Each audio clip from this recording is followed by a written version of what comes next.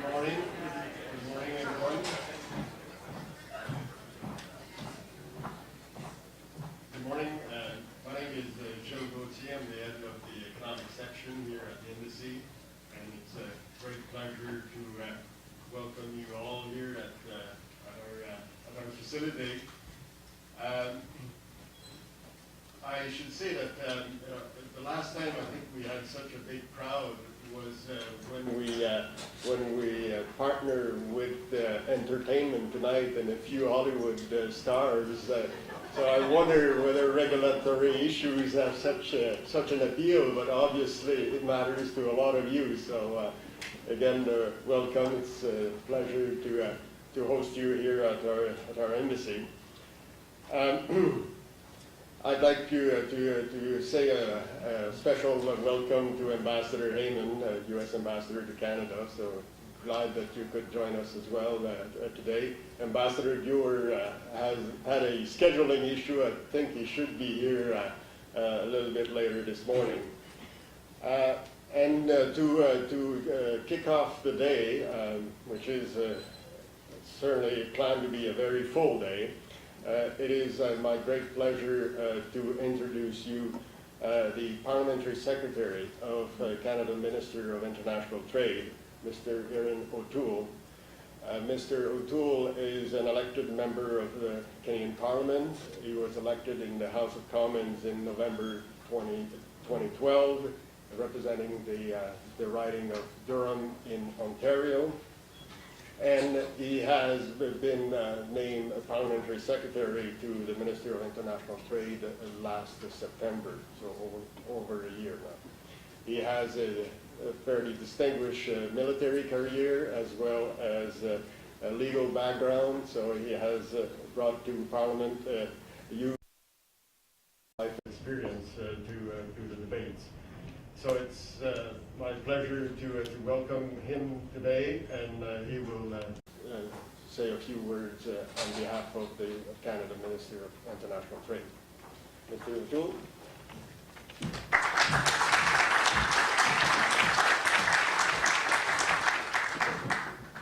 Thank you very much.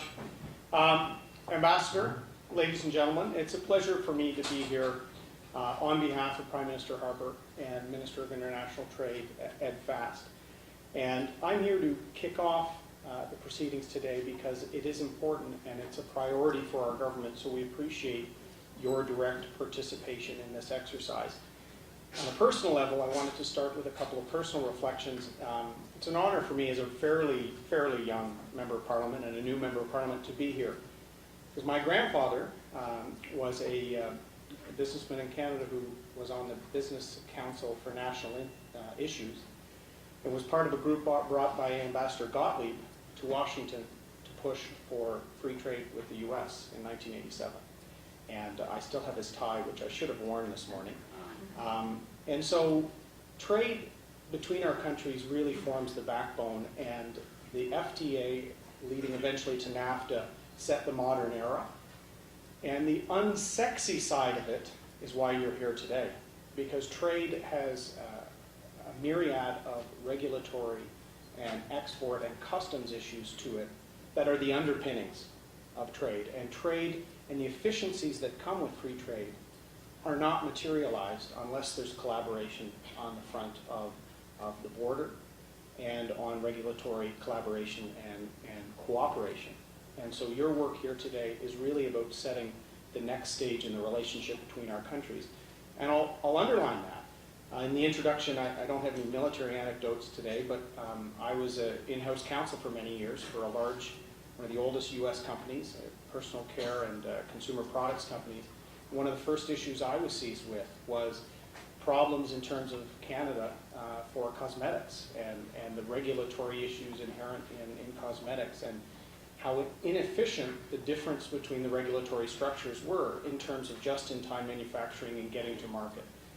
And consumers are bearing the cost of these lack of coordination between what is really an integrated economy on the North American level.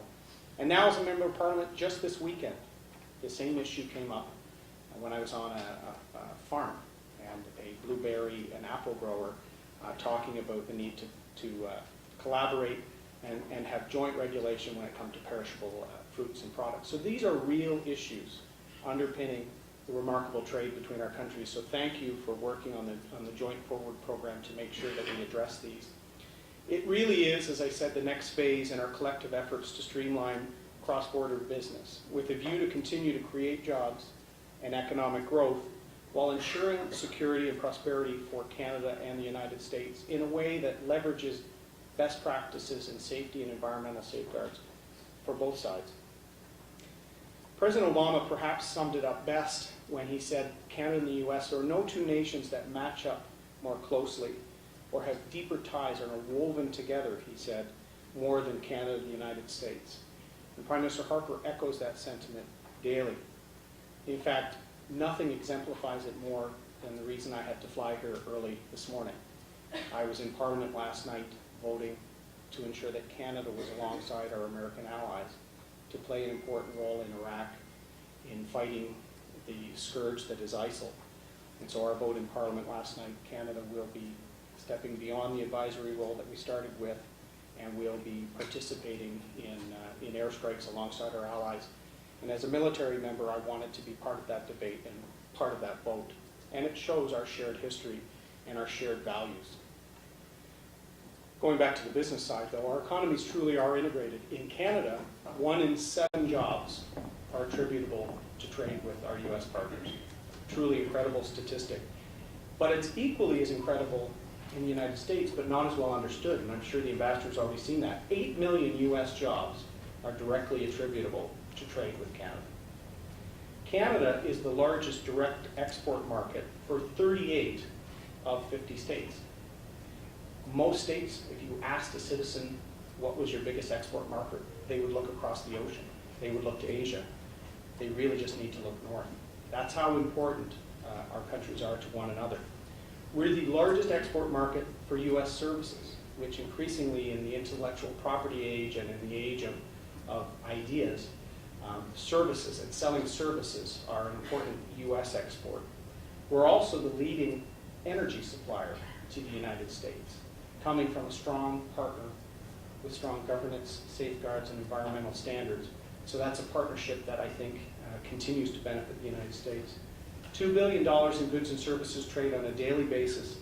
By the time I finish my remarks, likely about $5 million will have crossed the border in two-way trade. Just hopefully it's not more than that, because that will mean I speak longer than I should. $782 billion in total trade over the year. It's truly a story of shared history and shared success, and our nations are some of the wealthiest in the world as a result. So in August, the Prime Minister and President Obama announced the Joint Forward Plan, and that's what brings us to the meetings here today, and thank you to our embassy for hosting. This is an approach where we're going to align regulatory approaches that will lead to lower unnecessary costs and delays for business, more choice and lower cost for consumers, increased trade and direct investment in both countries, and ultimately the goal of this is more jobs for our citizens. And I know representatives and members of Congress in the United States have that as their central goal, as it is in my area of Southern Ontario. It'll also be a best practices approach for safety, health, and environmental regulation, leveraging expertise in both countries, reducing delays at the border, and avoiding misalignments, regulatory misalignments before they occur, because we've all seen that when there is that misalignment, it only leads to more uncertainty, delay, and cost. And trade is certainly central to our government's agenda, and while we're very excited about our CETA trade agreement with the European Union, with our South Korea, our first free trade agreement in Asia, the U.S. trade relationship remains the foundation of our economic success, and we recognize that, which is why I'm here to champion and applaud your efforts today. Linking our economies and making our regulatory systems more efficient and effective will only lead to more economic activity and job creation. It will make sure that there's processes that are smarter and more secure to safeguard the regulatory standards, be they health, safety, or environmental. And they'll make sure that we're better positioned as a North American economy to compete globally. We need your help, though, to get this done. The stakeholders and regulatory officials in this room have been empowered by your president or your prime minister and your government to set this joint forward process in motion to lead to tangible and real results in your industry. And we want these series of meetings to sort of kickstart that process. Time is of the essence because US FTA with Canada, NAFTA, North America has led the way in many ways in the global economy, but there are other areas in Europe and Asia catching up quickly. So the more that we stand in the way of smart integration of the regulatory backbone of our economy, the more we're actually remaining uncompetitive against some of these rising economies. The RCC is key to this integration process, and these meetings are key as well. So whether, going back to the beginning of my remarks, whether it's cosmetics or apples in my riding in Durham, Ontario, there's a need to cooperate and collaborate to make sure that we keep our economy strong, keep those jobs in North America, and promote an environment that has best practices for health, safety, and the environment. So good luck in your meetings. Thank you for your work.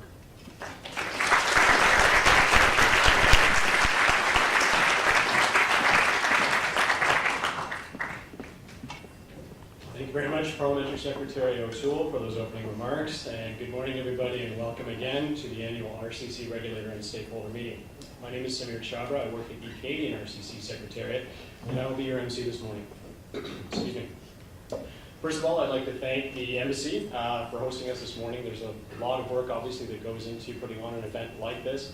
We're very fortunate to be supported by a really strong team here at the Embassy. I'm sure many of you had the opportunity to enjoy the reception that they put on for us last night, which I thought was really great.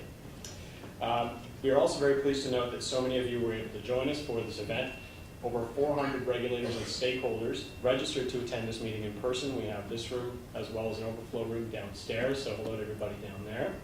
And for the first time, we're joined live by a video conference by more than a dozen consulates across Canada and the US. I wanted to give special thanks to those joining us in Denver and in Calgary this morning for, I think, at 7 a.m. local time, so that's quite a feat for those folks. We're also joined this morning by a few members of local media who are in the room as well, so welcome to you also.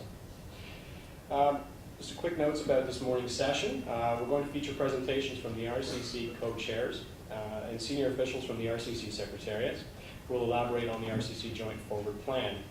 After a short break, presentations will be followed by a panel discussion and a question and answer period where we'll be able to take your questions from the floor. There's also question cards available inside your program envelopes. If you prefer to use the question cards to present your questions, you may do that, or you may walk up to the floor mics, which are at this corner and on that side of the room. So to begin, I would like to introduce the US and Canadian co-chairs of the RCC. Howard Shalansky is the administrator of the White House Office of Information and Regulatory Affairs. Mr. Shalansky was confirmed in this position in June 2013, where he's responsible for the development and implementation of government policy in a number of areas, including the review of draft regulations. David McGovern has been the senior advisor to the Privy Council Office for Perimeter Security and Economic Competitiveness since May of 2014, with responsibility for both the Canada-US RCC and implementation of the Beyond the Border initiatives. So, Howard and David, over to you. Great, thanks. Thanks very much, Samir. Mr. Ambassador, Mr. Parliamentary Secretary, colleagues from the agencies, and most importantly, you, the stakeholders, welcome this morning. It's a great pleasure to be here at the Canadian Embassy, and I would like to thank, in particular, our colleagues from the Privy Council Office for hosting this event and for their continued commitment and leadership in the U.S.-Canada Regulatory Cooperation Council, or RCC as we like to call it. I very much appreciate the chance to join my co-chair, David McGovern, in welcoming all of you to today's meeting. Let me start my remarks by reiterating the Obama administration's very strong commitment to international regulatory cooperation. We believe such cooperation is vital to promoting economic growth and job creation.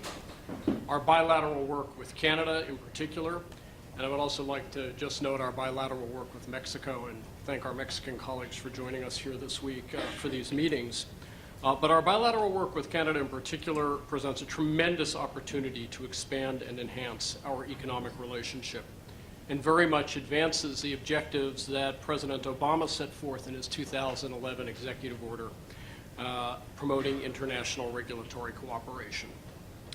That executive order, number 13609, explicitly tied regulatory cooperation with broader economic and regulatory policy objectives. And I think it is safe to say that this RCC represents the most ambitious effort on this front in recent memory. This ambition is particularly reflected in the new RCC Forward Plan that you're going to hear a lot about today. We believe that this forward plan is opening a new chapter, if you will, in regulatory cooperation. And the most important achievement, and I think recognition embedded in the forward plan, is this. Regulatory cooperation has to mean more going forward than simply aligning particular rules in particular sectors. To be sure, alignment of rules can be very important, and I know it is something that is of great concern to many in this room. But a rule-by-rule approach over the long term is neither practical nor sufficiently scalable to meet our ever-changing regulatory environments. And it's for that reason that the Forward Plan sets out a broad and creative approach to building cooperative frameworks to achieve our economic and regulatory policy goals in a more dynamic and systematic manner. And that is a goal and a process in which all of you are going to play a very important role. As businesses and stakeholders, you work within a variety of regulatory frameworks and have to meet a variety of regulatory requirements, whether to improve workplace safety, protect the environment, or keep the food we eat safe.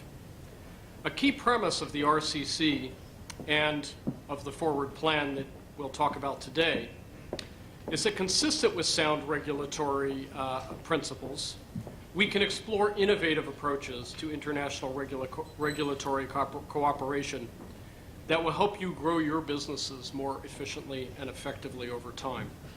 Our RCC work provides an opportunity to find new ways to leverage our partnerships across the border and explore new ways of doing things. This will require trust and a shared commitment to good regulatory practices.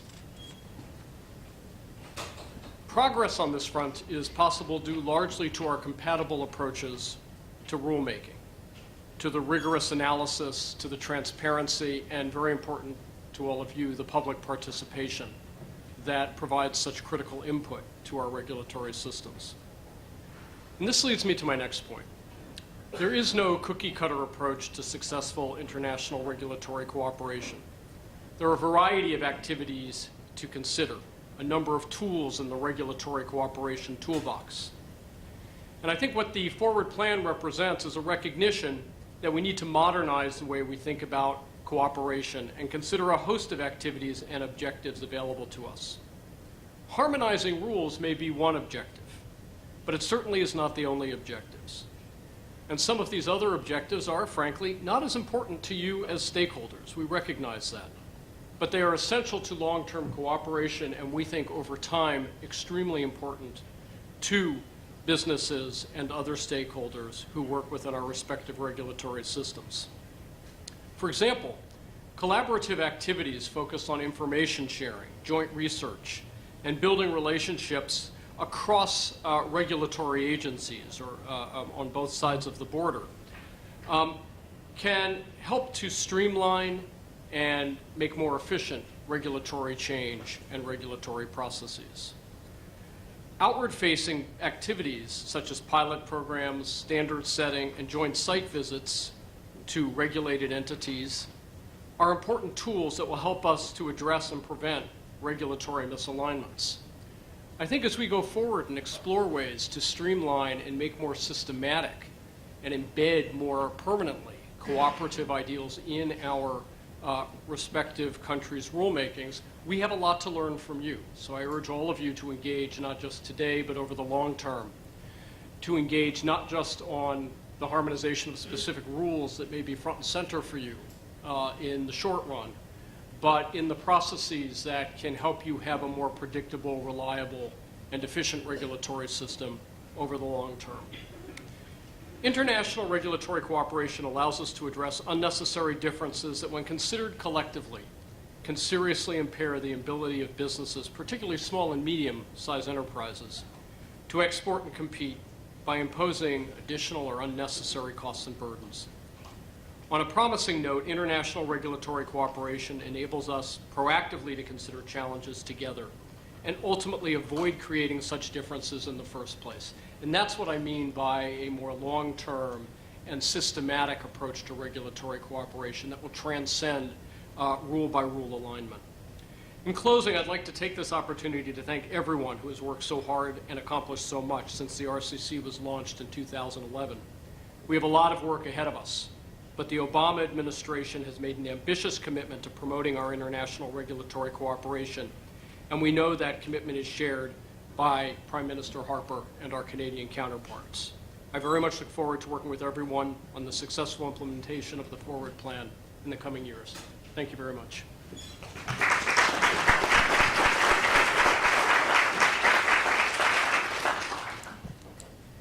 Thank you very much, Howard. Parliamentary Secretary O'Toole, thank you very much for your speech and the support you've shown us at today's meeting. Ambassador Heyman and in Ambassador Dewar's absence, I just wanted to say thank you for the efforts you have in championing this initiative on our behalf.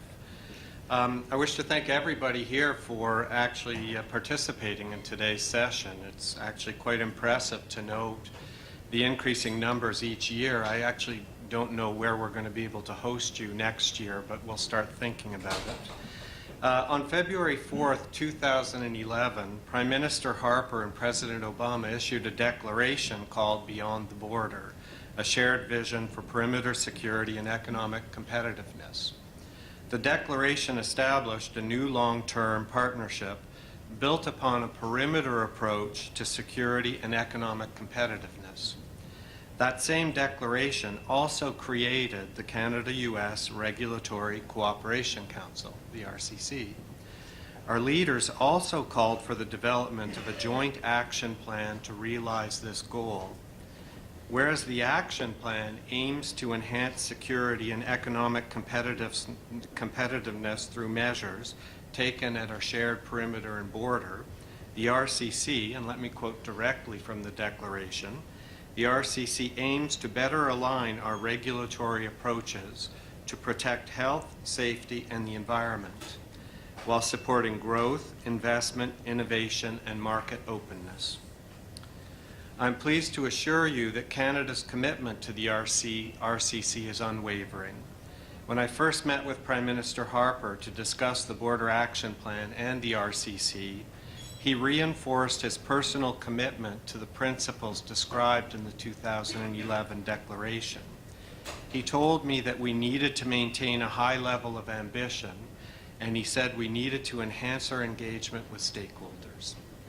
It is rare to work on files that can benefit both countries so significantly and at so many different levels, whether at a regulator, industry, consumer, or public level.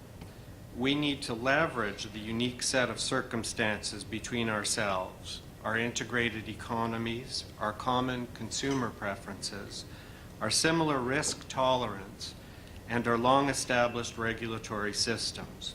We don't consider this to be an initiative with a start and stop date, but one that generates a fundamental shift to our regulatory relationship.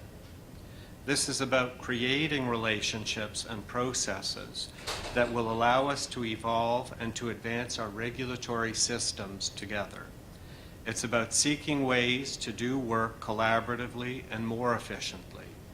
It's about applying the same kind of programs domestically and at our borders so we can rely on the work done by each other and avoid duplication and over-regulation. And ultimately, it's about being more effective collectively in achieving our environmental and health and safety mandates. These new processes don't rest uniquely on the shoulders of the regulatory agencies. It also means stakeholders will need to play their role. to work amongst themselves to identify mutually beneficial areas of work, to help inform us about the real, tangible benefits that departmental efforts will generate. We must guarantee our efforts are focused on areas that make good sense, and we need regulators and stakeholders to work closely to ensure that we consider and measure all those ideas through these new processes. We are seeking high levels of commitment to this forward plan. We believe it can transform the Canadian-U.S. regulatory relationship and can do so quickly. As you will see through the upcoming presentation and subsequent discussion, we have learned a number of important lessons from the initial action plan. Key is how to establish ongoing cooperation and to get that process in place quickly. We ask that you see this as a tremendous opportunity to be a builder of a new relationship between our two countries. And I want to thank you all for your work and interest and invite you to help us move quickly to put the forward plan in place. Thank you very much.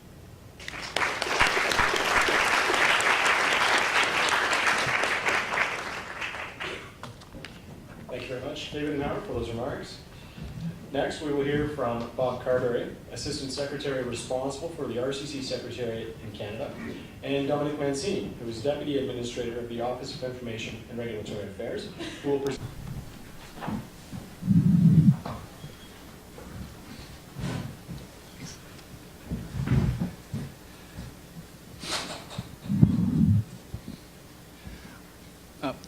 I would also like to thank all our distinguished guests, and especially the regulators and stakeholders for coming to this meeting, as you will be the ones that will be asking a lot of.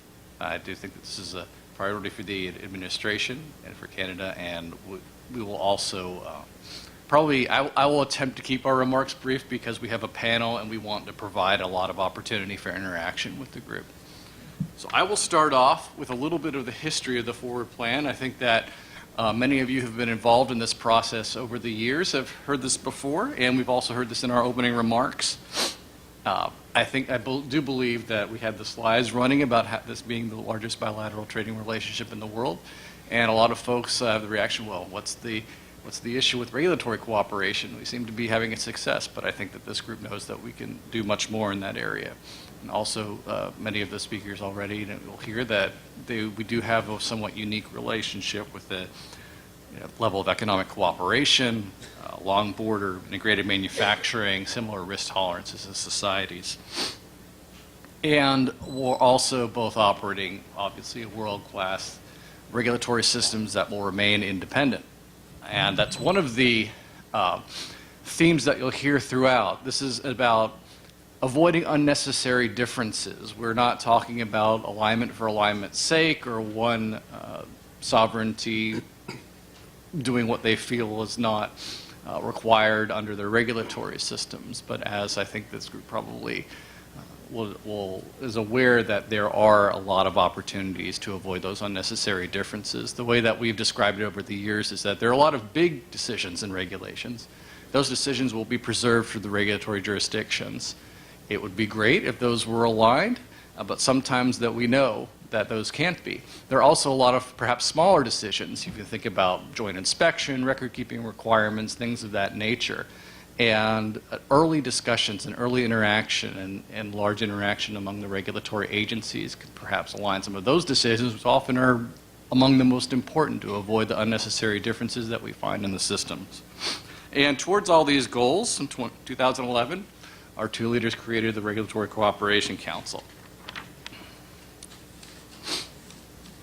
Now we do envision this as an important first step to better align the regulatory environment between the Canada and the U.S.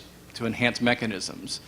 We also talk about alignment, as I said before. Alignment does not necessarily mean the regulations are going to march in lockstep.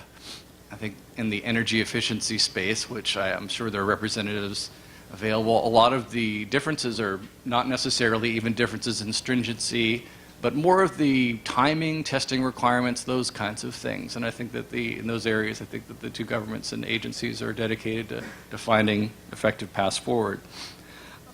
and we're looking for new approaches.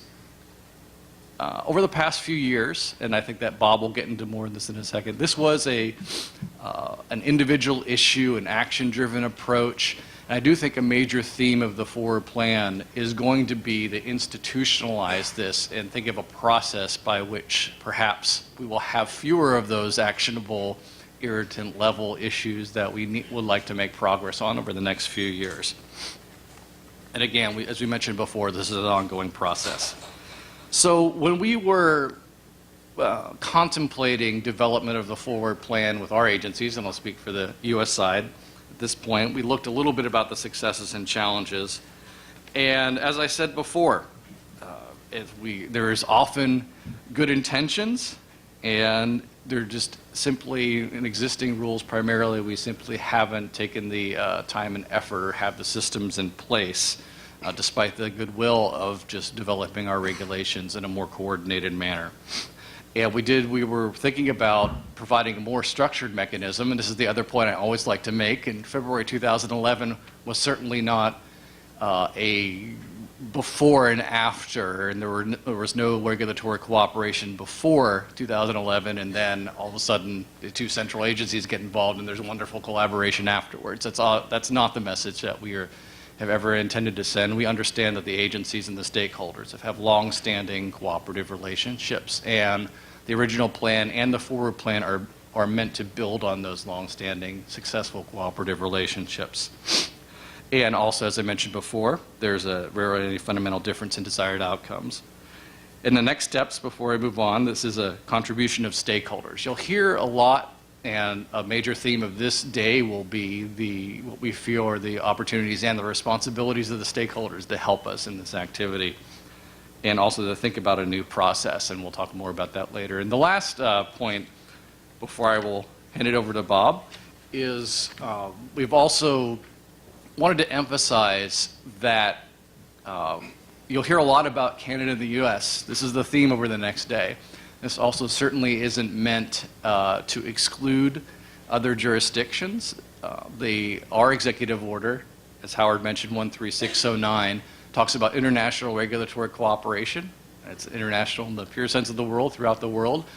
We do have, specifically, I'd like to welcome some observers from Mexico that we have today, and we do have activities, at least on the United States side and Canada side as well, speaking with our Mexican colleagues about regulatory cooperation later in the week.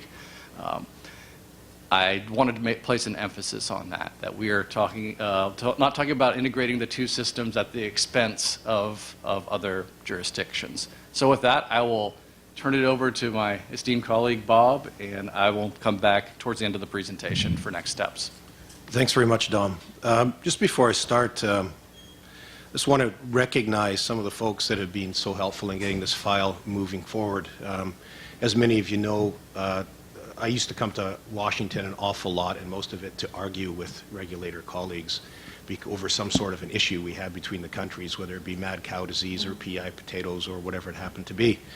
Since the inception of this exercise, it's been an absolute pleasure because we're actually building something together. And that dialogue is something that I think is translating into this exercise. It's about building something together. And just before I start, I just want to recognize some of the counterparts that I've worked with. Michael Fitzpatrick, who was initially the person we worked with, and then Jeff Weiss and Andre Greenewalt, now with Dom Mancini. First of those three people have all moved on to bigger and better things, and I'm still here. So.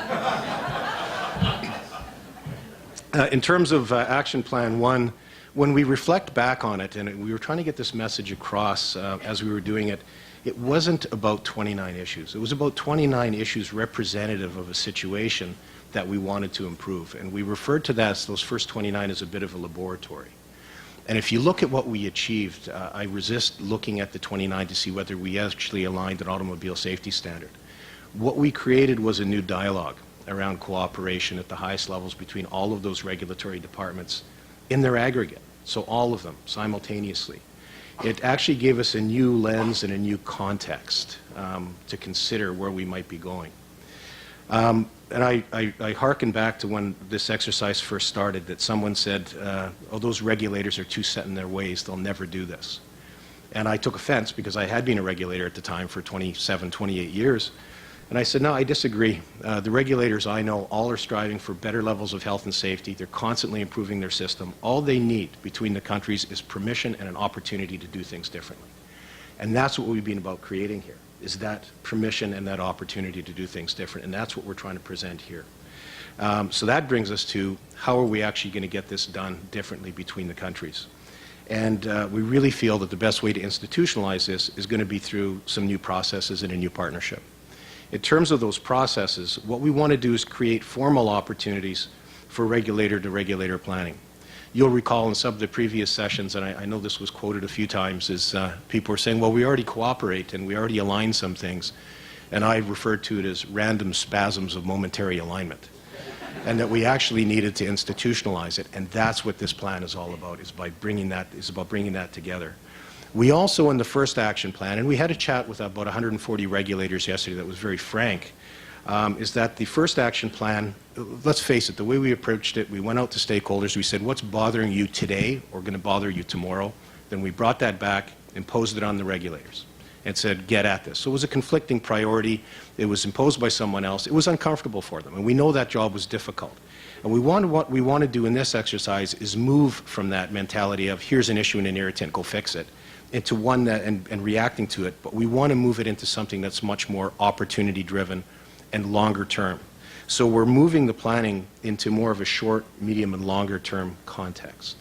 So it would be nice if we talk about opening up our acts simultaneously in 6 years or 5 years and have chats about the kinds of bridges we should be building between the two. How can we both reference common standards? Building more tools like that. In the medium term, we think that's what's actually contained within the action plan or the forward plan right now, is some of the areas of opportunity. And then the short term, which is how do we generate that steady stream of tangible outcomes? And they're not standalones, but they're contributing towards the delivery of that medium and longer term objectives. So they don't just sit there as bite-sized cutouts. They're actually contributing to a bigger picture. So that's really where we're trying to take this exercise in the new processes. In terms of the partnership, it is about advancing and modernizing together. It's not about unplugging something and replacing it with a plug from the other country. It's about sitting down and saying, when are you renewing this particular piece of your legislation or your regulations, with a new standard, a new program, a new test? Let's do it together so we end up in the same place. And we also, once we do that, we can certainly rely on the work of the other jurisdiction to a much greater degree. There's also a number of things that we do in both countries because we have these highly evolved, highly similar but independent regulatory regimes where we approve products in one market, then we approve them in the other. We look at the same data, the same information. It takes time for industry, creates delays to market. What we're looking at doing is saying, maybe we ought to be working harder at actually doing a lot of this stuff jointly so it's done once, accepted in both markets. And that's really what this is all about as well, too. And we also recognize that the roles, as David McGovern said in his opening remarks, are going to have to shift around a little bit for both regulators and stakeholders. And we wanted to have an initial discussion about that today. And I think you should talk about that in your sessions this afternoon. The regulators, we are going to maintain and increase accountability and responsibility where it rightly resides, which is at the senior and technical officials between those similarly mandated Canada and U.S. departments. This is not, as Dom said, going to be a centrally driven exercise going into the future forever where we do a formal solicitation of ideas every 2 or 3 years. We want this to take its own natural path, and for that natural path to be taken, it's got to be picked up by the regulators. And we want to transition this work from additional work to planned business. And what that means is the imposed work at the last minute is considered additional work. But we want to get the regulators to think about what they're doing to modernize the regimes, put it into a more synchronous orbit, and then make it a more planned effort between the two countries. This is a big deal between the two countries. It's a fundamental shift in how we're doing our work, but all we're asking for is a dialogue and a discussion. Right now, as Dom said in an earlier slide, a lot of the reasons we were misaligned was not because we had a fundamental difference in what we were wanting to do. We just didn't talk to each other first about when we were doing it. So that's what we're trying to bring into the scope right now. We also have a new lens on this, and we're going to use that to identify where the real opportunities lie. And those lenses are, is it generating benefits to consumers and public, stakeholders, or regulators? And we want to make sure that's clear, that's clear and tangible. This is a very important lens for the regulators in particular, because doing things together with someone is harder than doing it by yourself and letting the consequences just fly. So we need to know, if we're going to go to the extra effort as regulators to actually do these things in cooperation, that in fact there is going to be a tangible and material benefit at the end of the day. That brings us to the stakeholders. Well, we're going to need your help in doing that. And we need a couple things from you. We need you to come in and have discussions earlier in the game, not consultations, way before the regulation is being contemplated, but to have discussions about the direction of the overall regulatory system.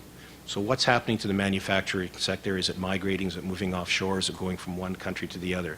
Our technology is changing, so we have to prepare the regulatory system. We need your help in doing that for those medium and longer term discussions that haven't been taking place yet. And we need you to do that as much as possible as a common voice between the two countries. We also need you to be coming up with more quantifiable evidence of what we can actually accomplish. And there were some really good examples that came out through the RCC in the last 3 years, or around the RCC, with the paint and coatings industry, who came forward and said, because of this labeling issue that isn't going to be lined up, it is going to cost our industry collectively $30 million. Can you do something to sync it up? It really was astounding to us to see those kinds of numbers around something as simple as that. The appliance industry came forward as well, too. The lipstick that is now becoming infamous out there in terms of the approvals. Those are all very useful to the regulators because it makes it real. But we can't come up with those numbers ourselves. We're going to need that help from the stakeholders themselves. So just a few words on the regulatory, on the forward plan to start with. There really is 3 elements in it, and it should be considered as a bit of a transition. So we do want to move this into business as usual and kick off a new kind of planning process over the next year or so. But right now, obviously we didn't want to pause, but we see 3 things that are contained in the plan that really are going to create that sea change for us. The first one is it contains a blueprint for department-level regulatory partnerships. This is where we want to put these new processes in place to generate opportunities for the departments to align their work. And this is where those new roles are going to be embedded, as I described a few moments ago. Then the department-to-department commitments. So what you see in this particular forward plan is very different than what you saw in the first one, which were highly technical individual items. This is more an area of work where we think they can spawn a whole bunch of activities. And that's what we want the discussion to be about later on today. So it's really a starting point to generate and identify those tangible deliverables. Then there's cross-cutting issues. We did find through the first action plan that there were some real tangible issues out there. So we feel that that's incumbent on us as central agencies to really take those on. It's highly complex. There's different situations from department to department, but we're going to look at dealing with some of those, and Don will talk about what some of those are in just a moment. And that's really a consideration of how to secure this going forward, and what kind of oversight mechanisms would be optimal under this new scenario. So the blueprint for regulatory partnership, the way we're approaching this is rather than we fought off our original instincts of drafting a 46-page document that we'd have all the regulators sign. And we actually said we have to recognize that there's different legislative bases, there's different agreements already in place. So what we're looking at doing is having the regulators put some common elements in place between them over the next 6 months. So the governance, it's going to have to be at a senior level. We want the people who are actually responsible for guiding the policy and directions around the regulatory system to be around the table so they can make those bigger decisions and have the influence of stakeholders and discussions with each other inform that. We also want that to be the area where those opportunities, similar to the commitments that are in the forward plan right now, identify. So, yeah, there's an opportunity in medical devices. What are we going to do about it? Those kinds of things. And then considerations of the implications of directions beyond the Canada-U.S. bilateral, because there are a bunch of other agreements out there that have to coexist. So we think this is the place to make choices about where we align, where we don't. Enabling administrative agreements, this will get to some of those cross-cutting issues. We do need agreements on sharing information. There's a lot of impediments to that. There's issues around funding where we want to potentially do things together. It's hard to get money back and forth. So we're going to look at those kinds of things, but we would have those kinds of agreements housed within this new partnership. Work plan oversight. What we're requesting is that there be a process for annual planning between the agencies. Not to say an annual plan, but a plan that is annually updated, fed, adjusted, those kinds of things. And engagement, and we do feel that it's critical that stakeholders be part of this. It won't work without the stakeholders engaged appropriately. So this is really where we want to have those, we want to have a plan in terms of how the engagement is going to go forward. So we will be asking the departments to make statements. Think through this. How are you going to embed it? And make a public statement about that over the next 6 months, so by the end of February, and that deadline is within the plan. My last slide. So what you see in this right now in the plan, and this is informative to what you need to do this afternoon, is the commitments we put in are really a starting point under which multiple technical work plans can be developed. It covers a general area of regulatory activity and the general objectives within about a 3 to 5 year period. There was no general rule about that, but we didn't want to be limited by things that could only be done within a 12 or 24 month timeline. So we've got that as the 3 to 5 year horizon. Now we'll look at what we can deliver on an annual basis to achieve that kind of a vision for that 3 to 5 years. But that's really what you see in the forward plan right now. The door's always open for the inclusion of other commitments and additional areas of work. We're not limited to these ones. This is kicking off a process that if there's new ideas and new areas of work, put them on the table and justify why you think they're necessary and let the regulators work through it. We also want to make it clear that some of this is going to be internal to government initiatives as well as the stakeholder or regulated party facing ones. And what we mean by that is if in fact we want to do something that the automobile industry has been asking us to do, which is to just smash one vehicle into a pole rather than doing it twice north and south of the border, that's probably going to require us to sit down and come up with a test methodology and procedures that are acceptable to both. So we're saying put that in the window too. Let the stakeholders see that that's going to take a year and a half, but it's going to lead to something that's larger that can be captured in the commitment itself. And very important, the duration is moving from this immediate timeline into this concept of short, medium, and long term. And it also will allow us to say, yeah, I know this has been bothering the industry. We want to get to it, but we really can't get to it to 2018. Put it in the window for 2018. At least people know it's going to be done. So we opened up that way as well, too. And that, of course, will be informed by the annual planning process. The priority setting, we need to realize that we're in a bit of a transition period right now. The regulators haven't had a lot of time to sit down and talk about what they were planning to do anyways over the next year. So you have to be patient, I think, to some degree with that. I think they've had some initial discussions recently, but we're still at an early stage of discussions to align some of those priorities. What we've also done in the priority setting is we recognize that regulators are the best place to determine the consumer and public and regulator benefits. That doesn't change. That's still the primary interest of those regulators. But it also recognizes stakeholders are best placed to quantify benefits and the impact to industry so that the areas where we need to cooperate become clearer and clearer. And it recognizes the stakeholders' role in establishing those binational priorities of mutual benefit. The RCC won't be the place where we fix cool. That's got its own place. It's taking its own path. This is where we have like-minded, willing people sit down to do things that we otherwise should be doing together because it makes good sense. So that's what the RCC is intending to be. Over to you, Del. Thank you, Bob. And now, I think you've heard a lot about what we're asking the regulators and stakeholders to do, so it's only fair that we'll talk a little bit more about what we've talked about our responsibilities. As Bob mentioned, our goal is to, over the next year, is to make progress on a few issues that we've been identified over the past few years as cross-cutting issues in regulatory cooperation. These are not exclusive, but this is something that we're going to take a deep dive in. And I think our Canadian colleagues may take a little bit of the lead on a few of these things. The common challenges, and I think that this will not be a surprise to agencies. I'll use it as an example, again, as an example of other things that we might be looking at. Say two agencies decide they want to do joint inspections. On the surface, that seems like a straightforward, simple thing. Are there legal restrictions or policy restrictions or just other inability to share information across the jurisdictions? This is often comes up. I did some work with the European Commission over the years, and this often comes up as a potential issue. And so our goal is to look at some practices cross-cutting across the government and maybe develop a repository of expertise to facilitate those kinds of things. The other thing is funding.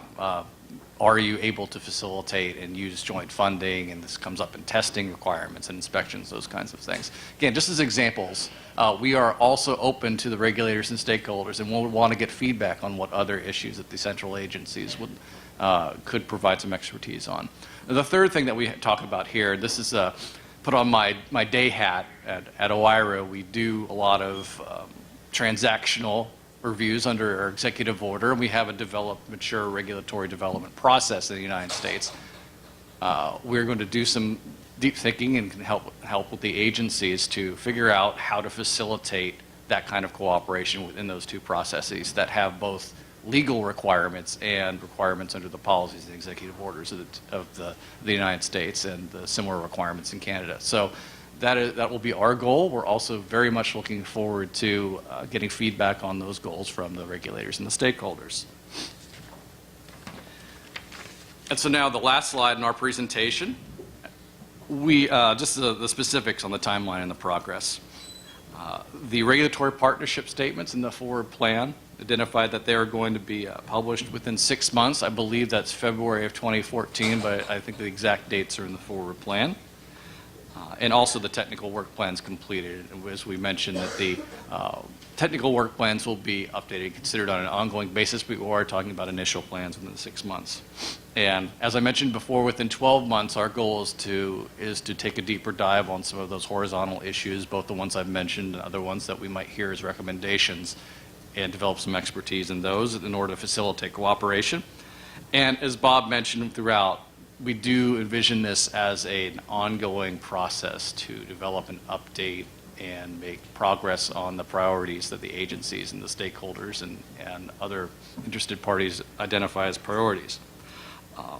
We will continue, as we mentioned, regularly interacting at the Secretariat, and the annual conference, last but not least. We do feel that this has been heartened and surprised by the continued energy and excitement, and this has been my second one of these conferences, and it continues to grow, and we have every intention of trying to replicate the success in subsequent years. So with that, I believe that ends our remarks, and I will turn it back over to Samir.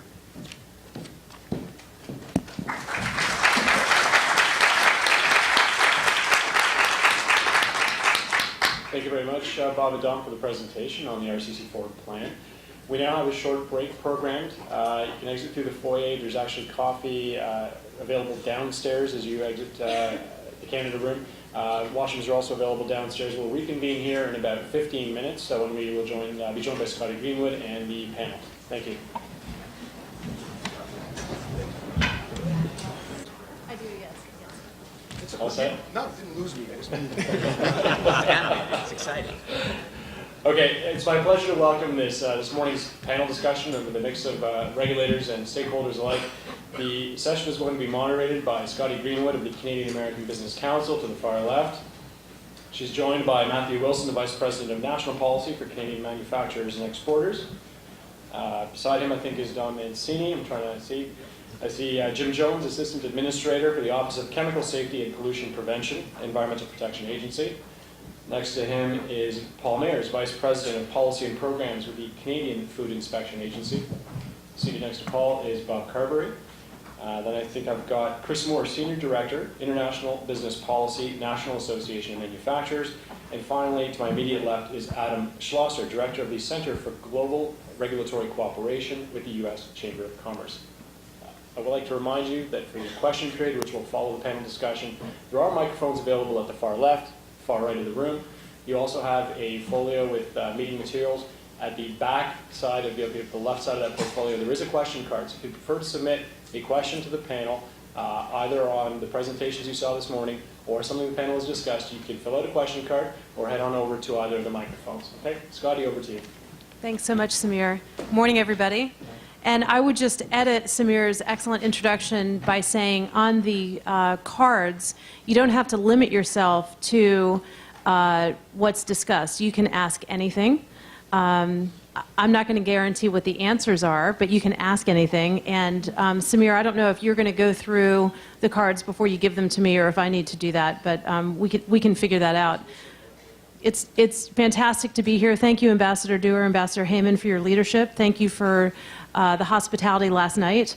I did ask for mimosas and Bloody Marys to be served this morning. I hope everybody got those, because we want and value candor and interaction, and this is all to tee up some very important breakout sessions this afternoon. But we want to have discussion here in this room. We are on the record. There are members of the press present. And what I would say to our friends in the media is, if you can have your questions offline during the break so that everybody here in the room can maximize their opportunity to interact, I'd appreciate it. I'm not shutting out the press in any way. I'm just saying, but beware people sitting in front of me and my colleagues on the panel. If you don't have enough to say, then we're going to go to the press, because I'm sure they'll have questions. Ambassador Heyman encouraged us to all engage in the dialogue on whatever social platforms you have. So the hashtag for this place is hashtag #ViewFrom501. For the Canadian American Business Council, it's hashtag CABC Dialogues. And I would just encourage everybody to get in on the act. With that, here's what I was thinking of doing. I would like to ask each of my distinguished colleagues on the panel a question to buy you time so that you'll ask questions. And my job is really to get the most out of you as possible. So try to make me look good by asking things and making statements, because the more you participate, the better it is. I will say, and I can't remember if I said this last year, y'all, so if I did, forgive me, but you know, it's great to have Canadian and American regulators and Canadian and American stakeholders here. And it's a little bit like, my husband's from a small town in Vermont, and on Main Street there's a duplex, and on the one side it's the veterinary, and on the other side it's the taxidermist. And it's, and you know what their sign says? It's either way you get your dog back.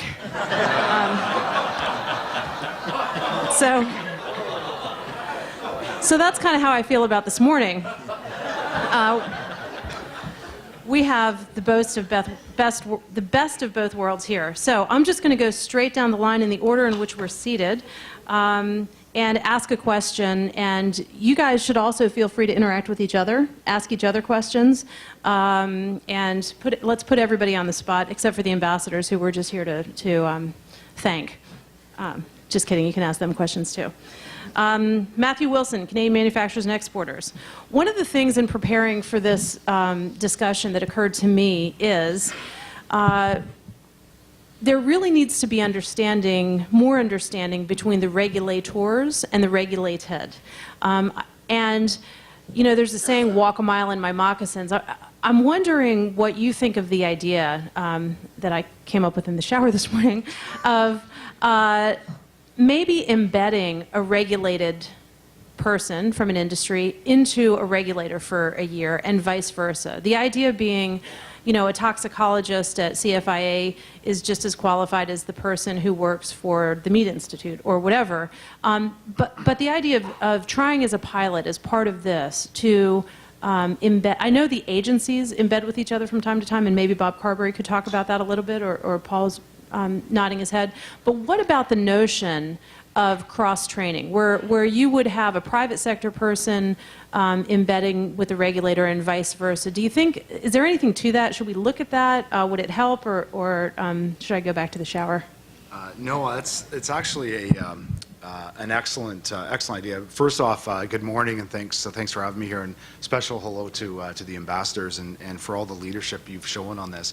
This is a really good idea. There used to be a lot of executive exchanges between industry and government over the years. It kind of stopped in the 1990s in Canada. I'm not sure about in the U.S., but what we've seen, I hear from a lot of our members in Canada from a regulatory perspective, where there used to be a lot of deep understanding of the industry itself within the regulators, within industry departments, within commerce departments. That expertise has really drifted away over the last number of years. I think if we could reinstate that type of an exchange at that level, at a senior level, where people could share their experiences, knowledge, and also gain a better appreciation of what the other side is going through, it would probably make for a lot better regulatory environment. We're seeing a little bit more of this in some of the provincial governments back across Canada, but still probably much more could be done to encourage that type of an approach, and probably a good thing to move forward trying to do. Okay, well, not to totally put you on the spot, but maybe you could think from your members about who would be a good volunteer for that, and we can, in the next few months, think about. There's a few in the crowd I'm looking at now that they haven't raised their hand yet, so I won't call their names out. But you have until lunch. Yeah, exactly. They can stand up and volunteer during the Q&A time. But I do think that I would look as a starting point at some of the large multinationals that have operations in both Canada and the U.S. There are lots in almost every sector of the economy: food, auto, aerospace, even in natural resources and metal manufacturing. So there's probably a lot of different sectors you could look at. And I don't think it would take too long to find, maybe a first few guinea pigs or volunteers to try this out. And probably all you'd need to do is start with a dozen or 2 dozen, and it would be a good starting point and learn from there. So I think it's a great idea, Scotty. Great, thanks so much.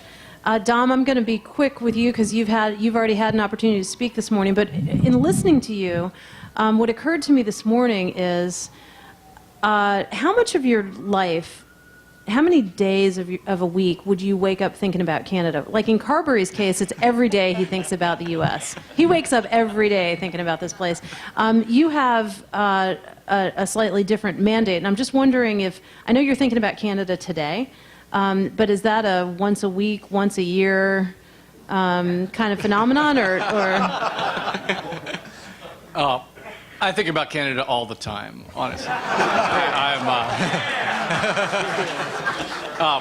I think, and last year I did mention that my mom is actually born and raised in Montreal, so I have an excuse. Okay, for that's thinking not about what I'm Canada. talking Well, about. I know what you're talking about. We all love our mothers and we all love our babies and we want the car seats to be equal. But seriously, I'm interested in your portfolio. I know you've got European regulatory coherence. We're negotiating a lot of trade deals. You've got a lot of other issues in the Obama administration. So seriously. No, that is an excellent question, and thanks. I had mostly positive but a little bit mixed feelings for Scotty to do the presentation because I know she'd ask the tough questions that everyone will want answers to. And now it's all negative.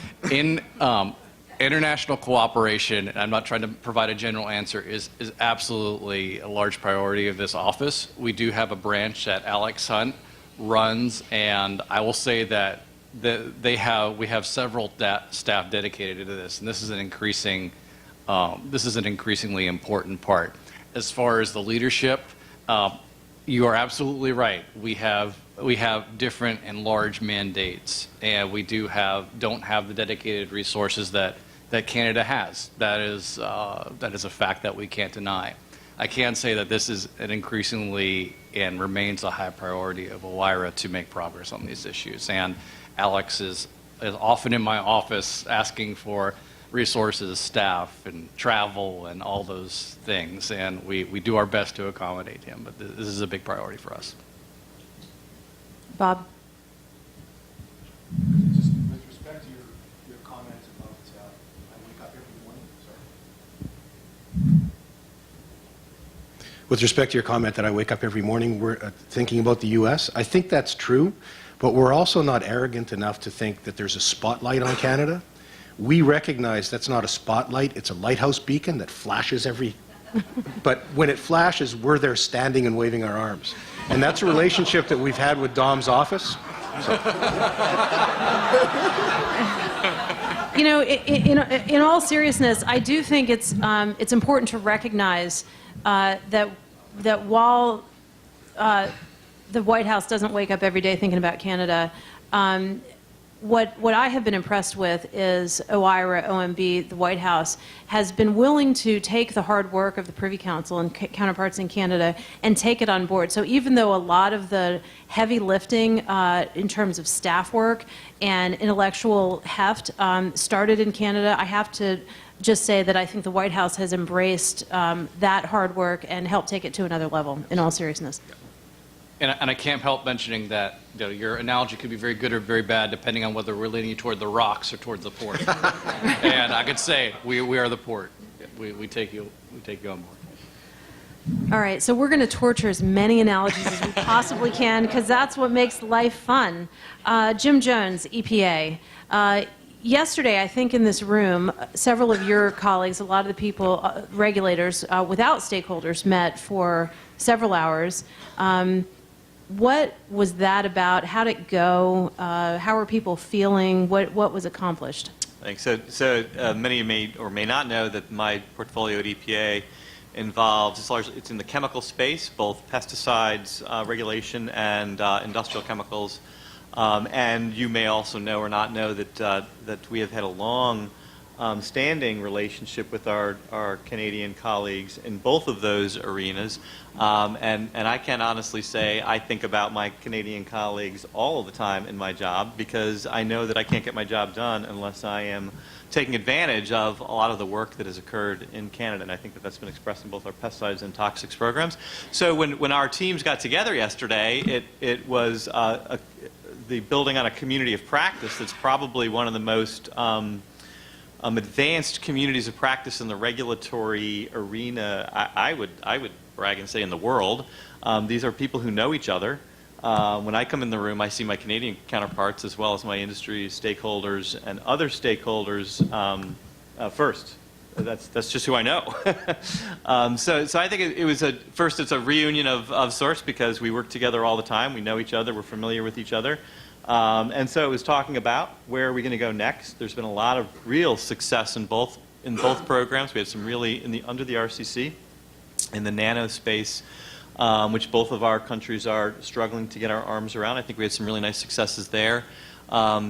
And now thinking about where are we going to take it. And I think in the industrial chemical space, the Canadian government is well ahead of the United States. And so for us, it's an opportunity to get more work done to protect our population here because the Canadians have, in their CMP, are far ahead of us. You guys reformed your laws in Canada well before we haven't. So, but there are a lot of opportunities there, and so the teams were talking about how do we work together in a way that's mutually beneficial, and not just beneficial in this case of the U.S. In the chemical space and in the pesticide space, where I think we may have one of the most harmonized systems in the world regulatorily. There, the relationship goes back over a decade. We have figured out how to harmonize new applications. We have worked together on existing chemicals. And what we've heard from stakeholders is where we need to make progress involves some of the trade irritants that happen in the minor use arena and made some significant progress in that area under the RCC. So that team, which works together very collaboratively in a day-to-day basis, because when you're working together on a new chemical application, you think of your colleagues, not just the toxicologist across the hall, but the toxicologist that's in Ottawa, who you're collaborating with. But we recognize that there's still a fair amount to go in both of these arenas, and so the team was sitting around talking about what have we learned, what have we heard, where are we going to go, and they're going to be spending a bunch of time this afternoon on the what do we hear piece of it from stakeholders. And actually we have some folks on my team up in Canada with Canadian counterparts and Canadian stakeholders who are going to be calling in actually video conferencing into the stakeholder meeting this afternoon. So like I said, I think it was a very constructive and productive dialogue that is built on many years of working together. And I think that they had a very productive day. Thanks, Jim. Paul Myers, you're up next. I'm interested in this. I mean, it's axiomatic to say the world is becoming more globalized. The aviation industry had to figure out years and years and decades ago how to harmonize. Other industries are beginning to think about it now. In thinking about your approach from CFIA, over the last year and a half or so, one of the candid concerns I would hear from regulators in Canada would be something like this. We are trying to harmonize to international standards. We, Canada, for example, recognize the international standard for X. The U.S., on the other hand, is in its own world and has its own standard on X. And so here we are faced with this notion that we've got the bilateral Canada-U.S. regulatory cooperation agenda, and then we've got the world. I wonder if you could talk broadly or maybe specifically about that tension and how you see international standards versus Canada-U.S. Thanks, Scotty, and good morning, everyone. The challenge that you characterize is a really interesting one in the context of working a bilateral relationship in a global context. And it's really critical for us as we think about where we're going with RCC as opposed to where we've been, to see it as an opportunity, because it really does allow us to change the dynamic. And Dominic this morning characterized this initiative as being more than just about alignment of standards. And absolutely, where alignment is feasible, that's where we want to be. But our conversation on an institutionalized partnership in regulatory cooperation allows us to actually go beyond just thinking about, well, so what's the standard in Canada, what's the standard in the US, and how do we make them the same, to really thinking about what's the outcome we're seeking to accomplish. And can alignment be achieved on an outcome basis without necessarily being slavish to having to change a standard? And importantly, how, as regulators on both sides of the border, can we leverage the special relationship that we have in international standard setting to, one, ensure that international standards take account of the science and risk assessments that we both undertake that really serve as the underpinning in what we consider to be mature regulatory systems, so that we leverage our influence in international standard setting together, while at the same time, as we work to resolve any of those differences, and fundamentally, when those differences occur, peeling back the onion from what the standard is to what the underlying level of protection that we're seeking to accomplish is. And so I think we have a rich opportunity in this regard, but at the same time, this is a very real challenge for us in a Canadian context, because we recognize that while the trading relationship with the U.S. is the most important, and we've heard the numbers this morning, so I don't need to repeat them, and so alignment in that context is critical. The due diligence that we apply in order to defend the stance that we take, as we shift in that alignment, has to take into account our obligations under the WTO and the relevance of the international standards in that context. And so it is a complex issue. I'm not going to suggest that they're easy to resolve, because those very examples that you characterize, unfortunately, in our space, there are not a huge number of them, but some of them are particularly challenging, because in essence, what it means for business is they've got to meet two standards because they operate on both sides of the border. And that means cost. And so we do have to recognize it, to work on it, but the basis of peeling that back really comes back to the stance that we both take in the context of the international standard, because it's only really on that basis, when that difference manifests itself, that we'll be able to determine, so where should we be collectively? And that may take some significant time. And stakeholders can help us in characterizing the impact of that difference so that we can put it in the appropriate level of priority, but at the same time allow whichever nation is offside the international standard the opportunity to really characterize why they feel that that's important that they be there, or begin the process of adaptation that allows them to change.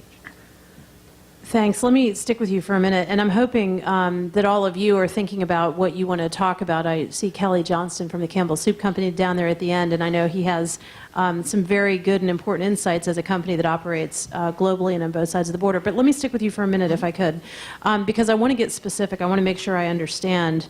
One of the things that we talked about this morning, and if you could elaborate, I'd appreciate it, is the example of listeria. Could you talk a little bit about what is listeria? How does the U.S. look at it, and how does the rest of the world look at it? Yeah.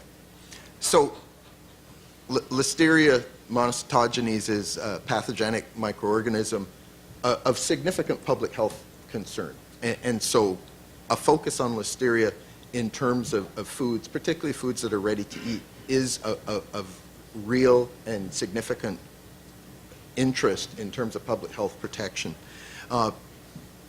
It's a great example because in foods where Listeria can't grow, the Canadian stance and the U.S. stance are different. And in the international standard setting arena, Codex Alimentarius, the international stance is different than the U.S. stance, where based on the science as we understand it, and we believe that at the international level it's been verified, when that organism is present in low numbers, it doesn't present a significant risk. And so if the organism can't grow to high numbers, it doesn't present a significant risk. And so we have a tolerance for a low level of Listeria in foods where the organism can't grow. The U.S. stance is a little different in that it takes a much more restrictive view of Listeria in ready-to-eat products, even where the organism can't grow. And so those differences are important. From a level of protection perspective, what's important, like I said, is to really peel back the onion around the position that the U.S. takes in terms of protecting American citizens and really look at the outcome that's being sought, while at the same time, I think importantly, recognizing the impact that has where a product produced in Canada consistent with Canadian requirements presented at the border might be subject to restriction because it's perfectly acceptable in Canada, but wouldn't be acceptable in the U.S. And so that's really what this opportunity presents, is for us to have that dialogue, to understand the impact of those differences from a business perspective so that we put the appropriate priority lens to looking at that, in looking at the science collectively against the international standard and working towards, so how do we provide the assurance of the public health protective outcome that we both seek for our citizens without being hung up on an argument about, well, is it going to be your standard or is it going to be ours? Thank you so much. Hi, Bob. Why did I do this?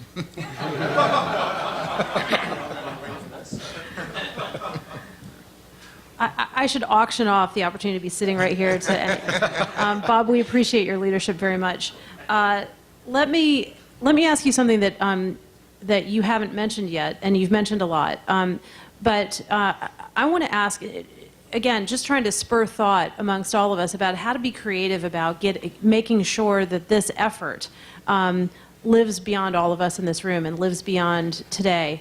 From the private sector point of view, there are lots of incentives to do things. It's pretty clear what incentives are. There are incentives. You know, human nature likes incentives. We heard on the radio this morning about the Nobel Prize going to some chemists from the United States and Germany for one of their discoveries. You've got the Pulitzer Prize in writing. In the private sector, incentives are really obvious. For public sector officials, for civil servants who have a pretty busy day job already, I wonder if any thought could be given, and I'd like to also challenge all of the public servants in the room, what kind of incentives would get you more excited than Bob Carberry is about regulatory cooperation with your counterpart on the other side of the border? Is it, I don't know what it is. Is it simply recognition? Is it, you know, the Commerce Department actually, and the Commerce Department is here, has talked to us about, we, the Canadian American Business Council, are talking about an apathon or a hackathon to solve some of the border information problems. And Commerce said, why don't you do a prize? We've done a prize before, and the prize could be, if you're the information technology company that solves the border wait time information issue, you get a government contract at Homeland Security. You know, so that's a pretty good incentive. So what do you think about incentives? I'll ask you, Bob, and I would also ask all of you to seriously think about I don't know what motivates different people, and it's different for everyone, but it'd be interesting to know if we could build in an incentive program. Thanks. Sure, I'll try to tackle that. I hadn't given it much thought in the past. I do think, though, that a lot of the regulators would probably be assented by the fact that I wouldn't be in their lives anymore if things were going swimmingly well. Outside of that, I think there's a real opportunity here to take a look at the RCC by the regulators as providing an opportunity for them to get their jobs done in a more effective way, in a more efficient way.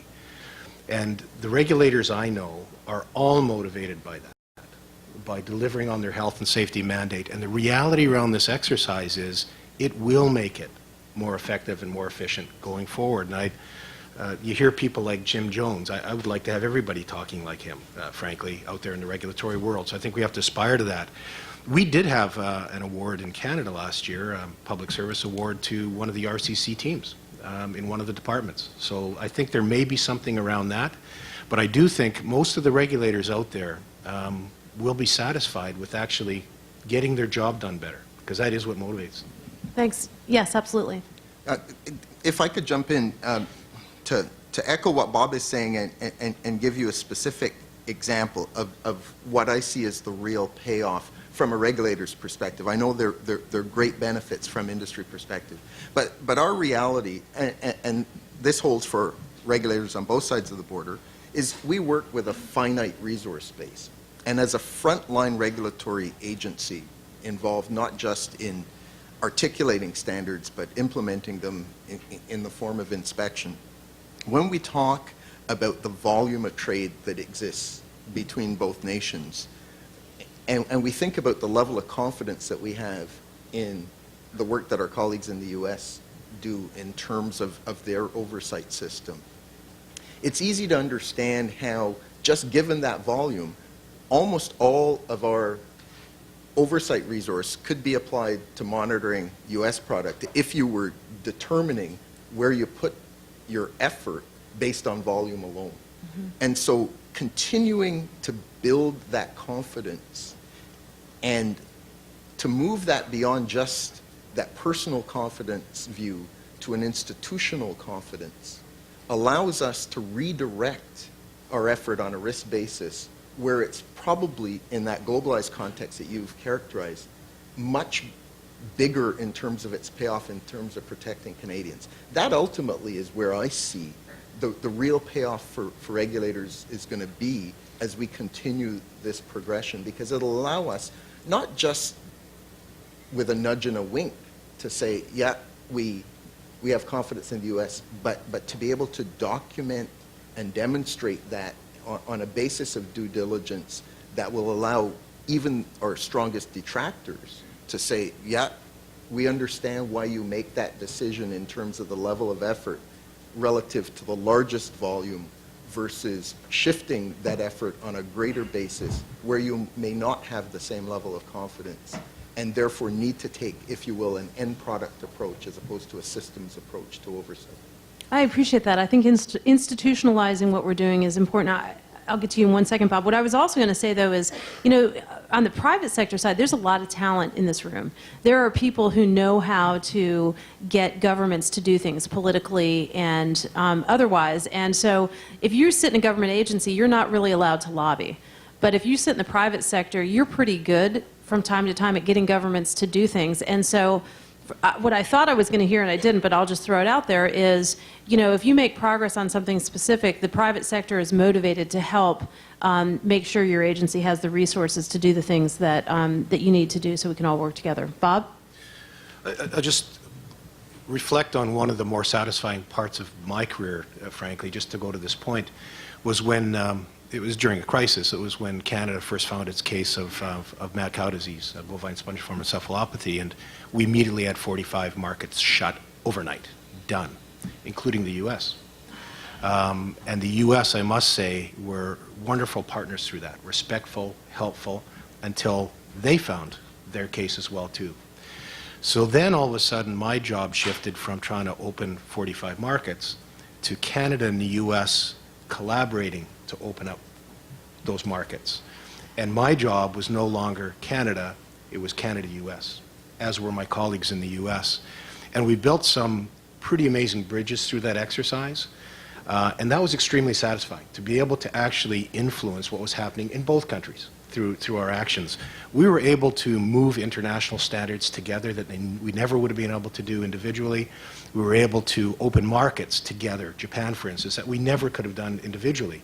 And there was a reason for that. As I was going around the world to Korea and Vietnam and all these different places trying to get the market open, they all looked back at North America and says, well, Canada and the U.S. haven't agreed to open the markets to each other yet. And frankly, the only people who differentiates between you folks are you folks. Yeah. So why don't you get your act together and lead by example? And when we did that, it was incredibly powerful. So I would say to the regulators out there, you actually have an opportunity to influence more things. An approval that you're working on, whether it be a pharmaceutical drug, et cetera, is now going to be potentially moving into both markets at the same time through collaborative efforts. And if we do collaborate, it actually represents about half the workload that you would normally have, because you're not doing everything twice. So that's what I mean by the opportunity for the regulators to see that there truly is some in trying to do things together. And I know a lot of the scientists that we have, sometimes scientific expertise is getting so specialized, not even into listeria, but certain types of listeria in certain scenarios. It's nice to collaborate with a like-minded person, and sometimes there's only one or two others in all of North America or internationally. So it's just, it's a more enriched opportunity to get your job done. You know, I think it bears repeating, as someone who worries about Canada-U.S. relations every day for a living, what you just said, Bob, that when Canada and the United States look at each other, stand across the border looking at each other, that's one dynamic. But when we stand side by side and look at the world together, it's amazing how different the dynamic is and how different the conversation is. I really appreciate that. Okay, Chris Moore, National Association of Manufacturers. You and I have been doing this sort of thing for years. This particular initiative has been around for 3 years. What keeps you coming back? What are you doing here? What a great question. Well, certainly for manufacturers, regulations generally are a critical concern for us. The NAM just did a study that found that the cost of U.S. federal regulations on industry in 2012 was more than $2 trillion. So clearly, opportunities to cut costs, to facilitate trade, to eliminate barriers is very important to us. But you're right that we've seen this sort of initiative before. We're seeing this sort of initiative in other areas. We've been down this road, and what has it delivered? Not enough yet. And so how do we know that this time will really be different? After a while, there starts to be this sort of Bridget Jones' diary quality to these types of things, and we think, well, will this be the one, or will we be disappointed again?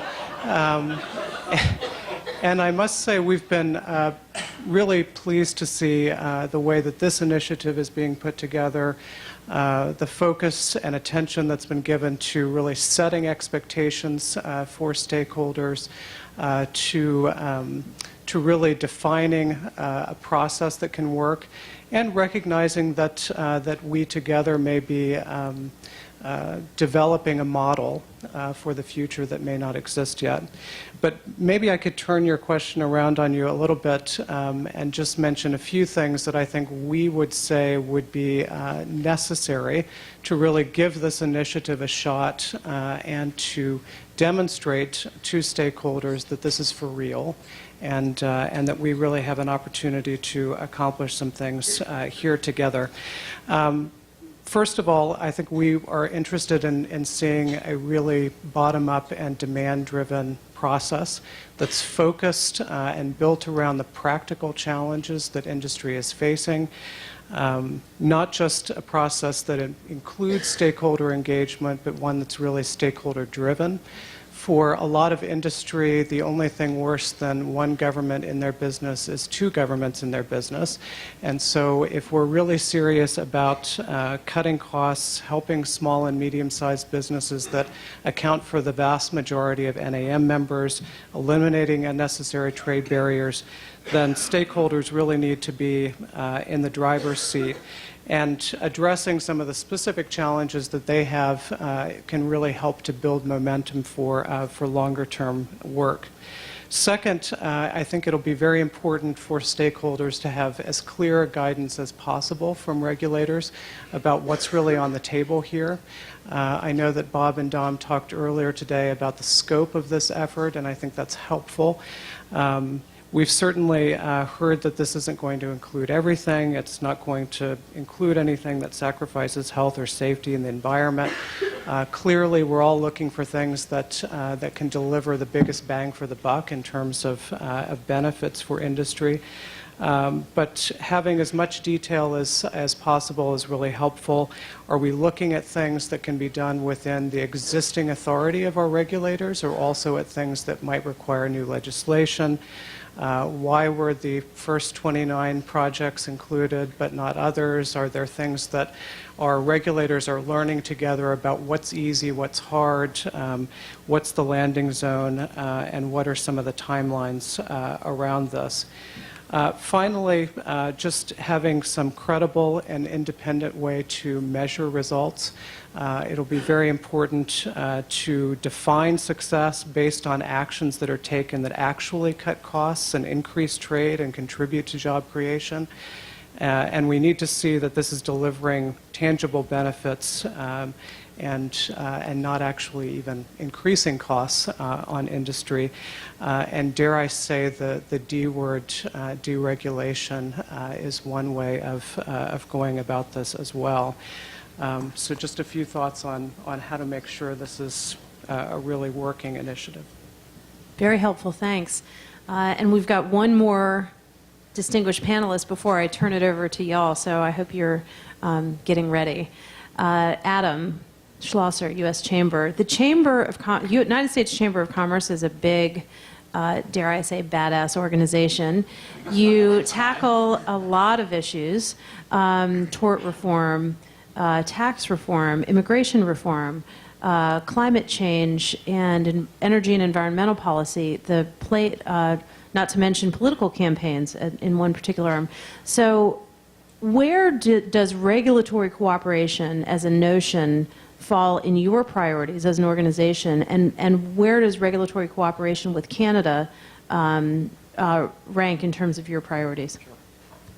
Thank you. And I think when I go back, I'll petition to change our official slogan to the Chamber, a badass organization. That'd be great. Hashtag badass. Yes, tweet that. So first, I want to thank everyone thank the Canadian Embassy for hosting today. And during the break, I went up to Bob and said, so with this new initiative, how are we going to ensure that stakeholders have a seat at the table? How can we ensure that their voice is being heard? And he looked at me, and I think he took it too literally, because he said, there's 2 seats. Come up here now. Sit at the actual table and give your voice. So thank you for that. And looking around the room, there's just so many smart, dedicated people from the government, from the private sector, from Canada, from the U.S., and it's really what's driving this process to ensure that we're having a long-term success and the RCC continues to grow and to thrive. And in terms of Chamber, yes, we are a big organization, and our main goal is to advocate for the voice of business to lower costs, to streamline processes, to increase trade globally and between the U.S. and Canada, and to deliver better products and services to consumers on both sides of the border at a more cost-effective way. And right there, regulatory cooperation is the main way of achieving those goals. It's the best way to achieve long-term success, not a one-off way. We talk about institutionalizing regulatory cooperation, so we avoid these barriers from the start. There's no reason we have to have different rules for Cheerios or for Cheerios 2.0, whatever it is, because we'll be talking together at the very beginning, and that's the best way to ensure long-term success. So in terms of priority, regulatory cooperation is very high. We work on regulatory cooperation globally, but the U.S. and Canada, we share so much in common, including a border, including common values, common products. We literally have products, cars, trucks crossing the border, trains crossing the border. So we are completely interconnected. So the Canada-U.S. relationship is a very high priority for us, and we look forward to continuing to grow and improve the Regulatory Cooperation Council. Thanks, Adam. Okay, we have about 30 minutes for rapid-fire dialogue. The entire panel is welcome to interact with each other and with you. And I'm really happy that Bridget is approaching the mic, because after Bridget, I'm gonna call on Ralph Supa with the Canadian Institute of Plumbing and Heating, whether he wants to get up or not. And if he doesn't, I'm gonna ask a specific question. So go ahead and identify yourself, make your case, and then we'll react. So thanks very much. Step up to the mic. Step up to the mic. Can't hear you. For once in your life. Exactly. Better? Yeah.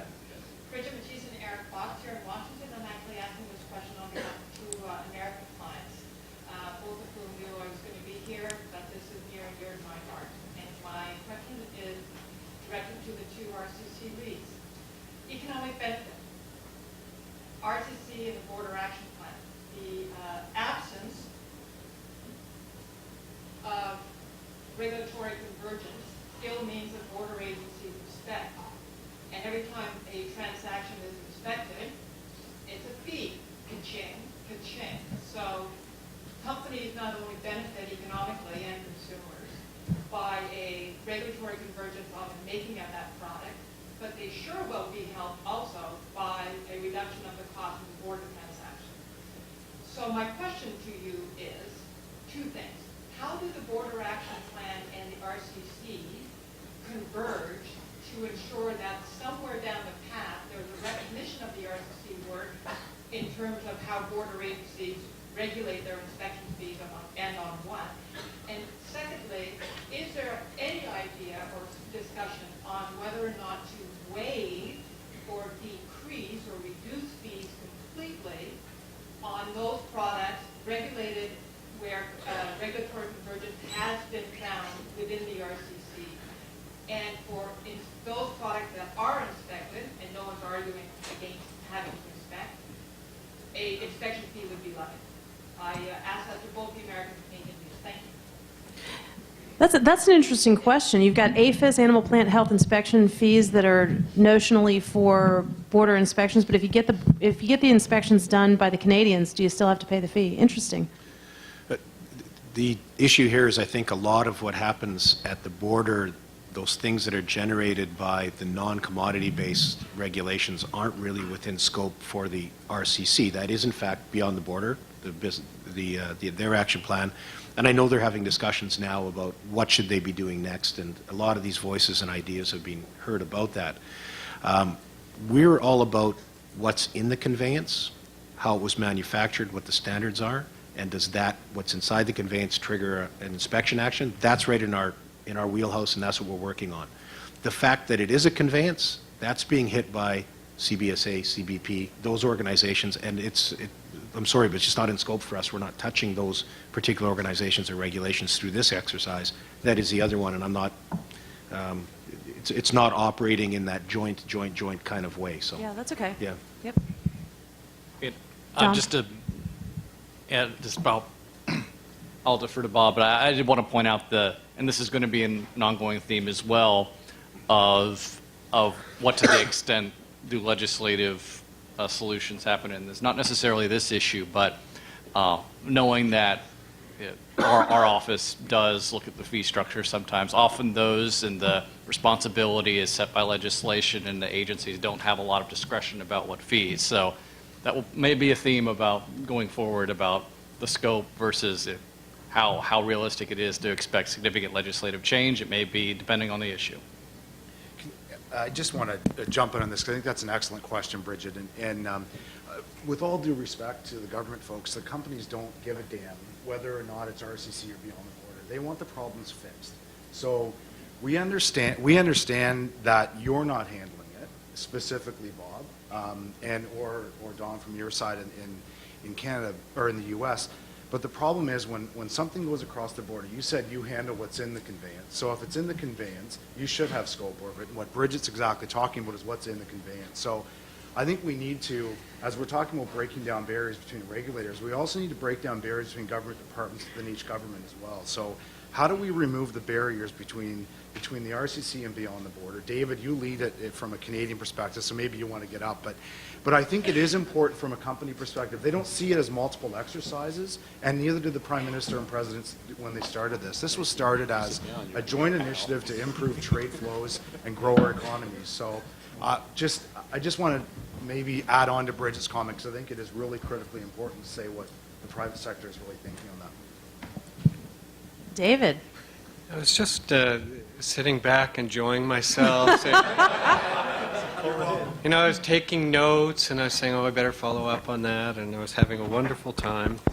But, you know, the point that you just raised, from a Canadian perspective, the Prime Minister established our Secretariat. He put in place a senior advisor, me, Bob Carberry, and then a guy named Kevin O'Shea, who's the Assistant Secretary responsible for the Border Action Plan, the Beyond the Borders. We sit down Monday mornings. We're on the same floor.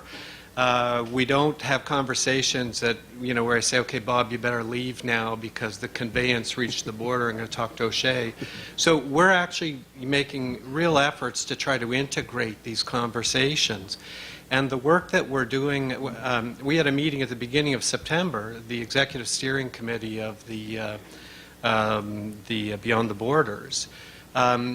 We're very concerned about things like fees. We're very concerned about economic competitiveness. And when we're talking about perimeter security, we're always trying to make sure that we don't lose sight of the economic competitiveness. And when we're talking about economic competitiveness, I also want people to be aware we're very concerned about perimeter security. So that integration does take place within our office and when we engage with departments. You know, I would just point out to everyone that this highlights the difference between a parliamentary democracy and the kind of democracy we have here. In a parliamentary democracy, when you have a majority government, regardless of party, you can get things done. And there isn't a difference between the policymakers and, you know, the legislative and the executive branch. As Ambassador Dewar likes to point out, just right behind me is the U.S. Capitol, and there are sort of 535 policy entrepreneurs, none of whom are necessarily aligned with the White House. So when Bob Carberry said earlier, if you're worried about country of origin labeling, you're in the wrong place, he was right, and he wasn't being flipped. Dom said it another way just a moment ago. We have to be realistic, and I think we should focus our conversations today about what's within the scope of the executive branch of the U.S. federal government to do versus how frustrated all of us might be with what Congress doesn't do. So it's just a difference between our systems. We would all like to have a parliamentary majority system when we're trying to get something done. And I think we'd all like to have our kind of democracy when we're trying to block something from happening. So we're going to go to this side of the room, and we'll keep going back and forth. Scotty, can I go now? You can go, but sit in the front row in case we want you back. Thanks, Scotty. Dennis Prowse, Cropland, Canada. One of the areas where we think that the two countries could stand together very effectively globally is on biotechnology. You've got two countries that both have science-based regulatory systems. You've got industry in alignment on both sides of the border. You've got rural groups in alignment on both sides of the border. Yet we're 0 for 2 so far in getting it on the agenda. So interested to ask the two leads and anybody else on the panel what their broader advice is on issues like biotech, specifically low-level presence, and how we can start moving the ball down the field there. Because there's absolutely no reason why our two countries can't be leading, you know, a global coalition of the willing on biotech issues. Thanks so much. I'm going to give them a minute. I'm going to buy them a minute to answer and say one thing to that point. One of the things that they have pointed out to us is if you want your issue on the agenda, get both of your industry associations aligned, so you've done that. But the other thing that you could do that will really help, and the industries that have done this are doing well, is quantify what the impact is. So I said I was going to call on Ralph. I'm just going to read the Canadian Institute of Plumbing and Heating as an example. They cut your mic.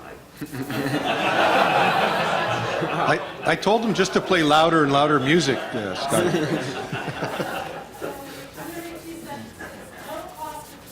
Testing, certification, and compliance and out between $3.2 and $4.5 billion per year. The additional cost to Canadian consumers attributed to duplicate certification investing in 120 million and 150 million per year to Canadians. So one piece of advice that I have while the guys are thinking of their answers is quantify, quantify, quantify. Carberry will tell you if it's a $3 problem, he's not as interested as if it's a $30 million problem, and if it's a $300 million problem, now you've got their attention. Gentlemen? Thanks for your question, Dennis.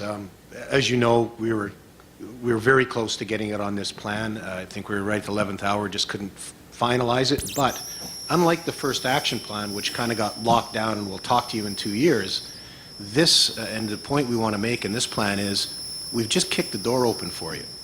And that door doesn't close unless you don't rush in and help hold it open.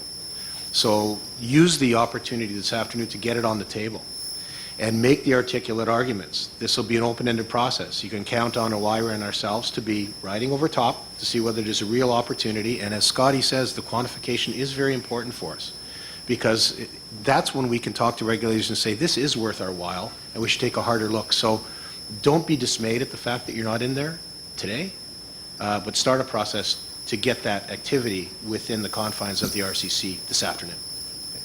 Anyone else on the panel? I would Yes. just like to add that whether it gets above the line or below the line in the context of the RCC, I think it's important not to lose sight that it is an area that there is and will continue to be active collaboration, coordination around harmonization on that front. It's not an accident that the U.S. and Canada are relatively harmonized on ag biotechnology regulation. That happened because we have been working the issue together across the governments for quite some time and will continue to do so. I can understand why you'd like it to get it higher in its profile. There are still some aspects that are not totally harmonized and the ability to potentially impact others around the world, but it will continue to be something that the governments work on together. Can I just add one more thing quick? And Of kind course. of a follow-up question and building on that. I was just wondering for the leads, for Bob and Dom and the other regulators at the table, have you responded to any of the submissions previously to say, here's what you did well, here's what you're missing, so go back and add this quantification or add this step, add this plan, so then we could accept it? I think that'd be a real welcome addition to the long-term plan, is explaining exactly what the regulators are looking for so the stakeholders can take the time to put the plan together to give you those items, to give you that information, to make sure that there are initiatives added to the list. And then I guess a follow-up question to that would be, so for the 6-month plan or the regulator plans that you have coming out, are those going to be released to the public ahead of time for comment? Because we love to see those and provide the input to think of ways to improve them to ensure that they meet the success long term. So I guess that's sort of two questions in one statement. Well, I'd like to answer the last one first because I think it's germane to this afternoon. I think it's really important that in those working groups you have discussions with the regulators about what is the engagement process and our opportunity to continue to see what's going on up until it does get published, which is what we're going to be asking happen within that 6-month period, so by the end of February. The action plan itself, it's really owned by the departments at this point. So that's where those discussions have to take place. And what departments are looking for to inform their prioritization process may vary somewhat. We're bringing in this concept of benefits, consumer, regulator, and for firms. So those discussions need to take place with those regulators. So there's no template that we need filled out per se, other than the fact to say there's a new field that we want to have filled out, which is quantification of benefits, to be helpful to the regulators in identifying what their priorities are. Okay. What Bob said. Okay, on the left. Pat Casano, GE Corporate Environmental Programs, United States. Just a couple of quick things. With respect to the cross-training idea that you mentioned before, there is a model out there. The State Department has a program whereby they detail employees to work with companies. At GE, we usually have 2 or 3 at any one time. And I think they're detailed for 6 to 12 months. So I can get you more information on that if you're interested. Yes, please. I'd second what Adam said about, an opportunity for public comment on the regulatory partnership statements and the detailed work plans that are going to come out. I recognize that the discussion this afternoon will inform those, but sometimes things get lost in translation between the discussion and what actually ends up on paper. And then the last thing was, there was a statement in the slides that Dom and Bob presented to the effect of that the regulators are best placed to determine consumer public benefits. And I recognize that that's certainly your job, but not everybody agrees with that all the time. and in particular, that prompted me to just go through the attendance list real quickly, and I really only saw one environmental NGO that I recognized, Environmental Defense from Canada. So it might be that, at least for those of us who are participating in the environmental health and safety work, that we need to do some targeted outreach to more NGOs to get them involved. It's a fair observation about civil society. Other reactions? Yeah, thanks for bringing that up. That was, we did talk about this a bit yesterday. I do think that's an incredibly important input into this process that will help the agencies.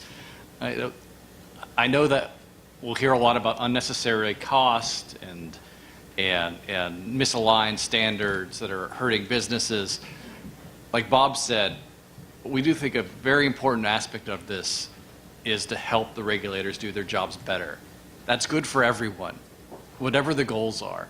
And I do think that the civil society groups have a very important role here to establish those goals as much as the business groups. So we welcome the opportunity to hear from them. Thank you. To the right. Good morning. Barbara Langtry-Miller, representing the Dangerous Goods Advisory Council, U.S. We're very encouraged that Executive Order 13609 is not limited specifically to Canada and the U.S., but it is international. We value our NAFTA partners, both Canada and Mexico. We're encouraged to see that we do have representatives here from Mexico. With regards to the good work that's being done with regards to the HPR in Canada and OSHA's HCS 2012, we also recognize that Mexico has drafted and published its NOM 018, which is to make GHS mandatory. So we're hoping that there is some action to draw Mexico into the RCC to continue that work, because we see that there are some differences in the draft regulation, and now obviously is the best time to address these and try to align where possible. Thank you. Thank you. I'm not going to ask the panel to react to everything unless you want to, so we can get all the questions in, but does anybody have a reaction before we go? On the left. Don't take the lack of reaction as lack of interest. We're just trying to take it all on board, and I promise you there will be follow-up. Yes. Thanks, Scotty. Rory McAlpine, Maple Leaf Foods. On the governance question, I'm encouraged by this approach going forward. It sounds like there's going to be more permanency, more longevity, more institutional commitment to cooperation. My question, though, is, I've perhaps facetiously said, sometimes the process feels like it starts at President to Prime Minister, and then it goes to desk officer. Now, I'm exaggerating, of course. You've got some very senior officials in the White House, in PCO, shepherding this.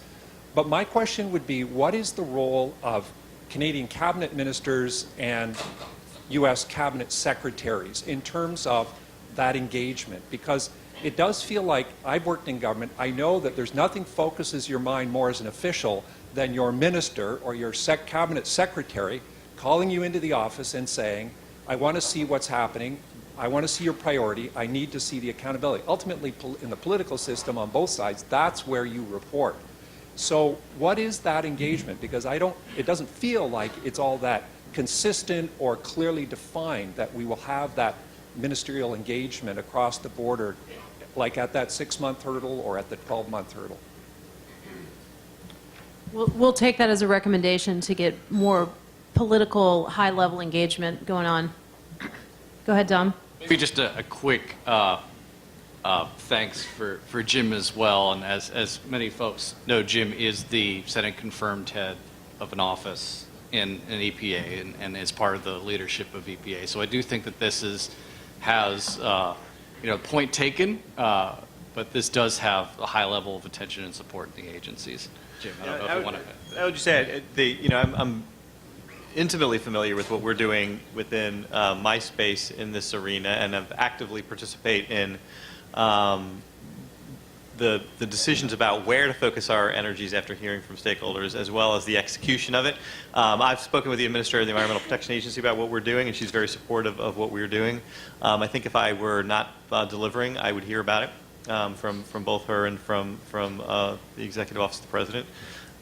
So yeah, I think that we are engaged at a very senior level within the government. Whether that's true across the government, I can only speak to my portfolio. And maybe Ambassador Heyman could talk to Secretary Pritzker about it when he sees her shortly. Thank you. He said yes. Bob? I would just echo that this has got the support of the political side of our government, certainly. As you know, Rory, in our government, to be able to put out something such as the forward plan, there will be discussions between ministers. Those did, in fact, take place. There is a high level of commitment for this. That being said, as we move through this transition, as we put these new partnerships in place, we are turning our heads to what is the optimal type of governance to actually keep this pulled together moving forward. Does it continue to be OIRA and a satellite office of PCO? Is there, and with Carberry never retiring and doing it, and Dom, waiting to move on to his next bigger, better thing, or is there some other, is there some other sort of structure we put in place? So we will be thinking through that over the next while. You raise a very relevant point. It's one that is bothering us. How do we maintain traction, attention at the highest levels on this? So we're thinking about it. So good point. As the official timekeeper, I'm just going to say, everybody who's in line now, we're going to get to you. Anybody else, we're not going to be able to get to you formally, but there will be opportunity during the break and during the breakout. So I just wanted to manage expectations. That's okay. You're still in line. You're good. Oh, you're together. Perfect. On the right, please. Hi, my name is Dave Messer. I'm with the Ministry of Economic Development with the province of Ontario. I guess my question is to Bob and Dom. I'm wondering if between the secretariats if there's been discussions about expanding the RCC initiative to include regulators at the subnational level, so states, provinces, territories, and if that could be a potential phase 3. Well, our record is intact in terms of that coming up at every meeting we have, whether it's inside of government or outside. At this particular juncture, what we're trying to do is work through the very challenging situation of getting the national systems lined up. We've been maintaining, I do a quarterly call with provinces. They're tracking very closely with what we're doing. I know they're looking forward to us getting more results out of this exercise. I think they're counting on the federal leadership so that they can actually start to align some of their standards and some of their regulations so that everything is kind of settled. So right now our real engagement is through leadership and trying to get this done. But the question isn't going away, we know that, and I think it will be explored and discussed so that we can have the broadest influence possible, sir. Okay. Absolutely agree, point taken. This has come up often. Almost every major regulatory initiative in the United States at least has to struggle a bit with the federal system and where the lines are drawn, and it is very much a case-by-case basis, but also it is a large issue in every significant regulatory cooperation that we have. So we're thinking hard about that. On the left. Ed Wolking with Detroit Regional Chamber, also working with Great Lakes Manufacturing Council and Great Lakes Metro Chambers Coalition. I would just like to echo what Rory and Mr. Carberry said about leadership and the key involvement of agency heads in driving this. It seems to me, and I'd like to share a concern about that and also a second concern.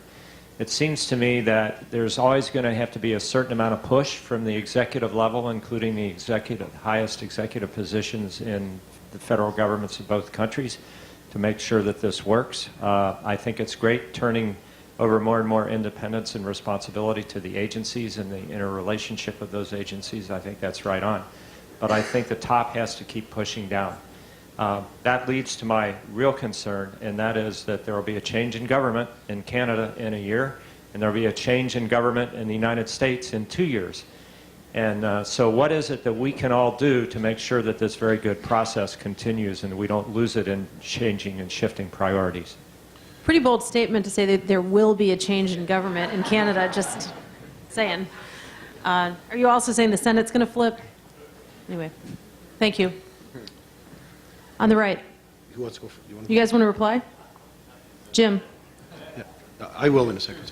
Things that if you demonstrate value, there will be pull, which somewhat gets to the issue that's been discussed just a second ago, which is the lack of civil society being here. It has to be value to our countries, everybody, not just some subset of it. And so, to the extent that our work generates value to our societies, it will be viewed, I think, as valuable, no matter who is leading our governments. I think that generally holds to be the case, and so I think that the impetus is on us to demonstrate value broadly. Bob? Yeah, the same answer with a little bit of a lengthier part at the end. I think this is about generating successes so that whatever happens through the elections, people will see that there's value in the exercise. But if you step back from this and you look at it from a public policy standpoint, this doesn't cost any money. It's not throwing new programs out there. We're working within fixed resource bases, reductions in resource bases for those regulatory departments. What we're asking them to do is collaborate with like-minded partners. The result of that will be more efficiency within those regulatory departments and a more effective delivery of their mandates. And as they do that, there'll be an immediate tangible benefit for the stakeholders out there. So from a public policy perspective, it's kind of a win-win-win, no-brainer. So we think that these initiatives like this probably should withstand whatever happens through election processes, because it just makes good sense. And frankly, some of us close to it think it's about time we got on with it. And we're feeling fairly comfortable about the legs that this might have going forward. Paul and then Matthew. Just briefly, I think as well the importance of the shift in approach from individual initiative to a more institutionalized approach, regulator to regulator, does provide the basis for sustainability that isn't just about the individual priority of government, but also recognizes the criticality of that working relationship between the agencies that has been recognized even before this initiative, and normalizes it through the institutional frame that's developing. And so it does give it some of that longer-term sustainability, even as mandates shift. Very quickly, this issue of institutionalization to ride over any political changes, but it's also more than political. It's the leadership of people like you. Bob, despite your jokes, I'm pretty sure you're not going to work in this job forever. And I think it is important that when you leave and others in your role are coming in, that they see the same vision, have the same passion, because you talked about, you're looking over the regulator's shoulders, and one of the best incentives for them to do something is you're not looking over the shoulder anymore. But when you're not there, and when Prime Minister Harper isn't there, how do we make sure from an industry perspective the momentum doesn't slow down, that people don't start retrenching? Because it's very easy from a regulatory perspective to do that. The incentives are actually built in to do that. And so I think there was a huge amount of concern in the private sector that the progress we've made to date will stall, and that we're not formalizing some of this institutionalization. Too much of it is about personal relationship between regulators, which is critical, but we need the formal processes baked into the system that forces this to happen, whether you're here or not. And that's exactly what we're trying to do here. I'm honestly trying to work towards putting myself out of a job.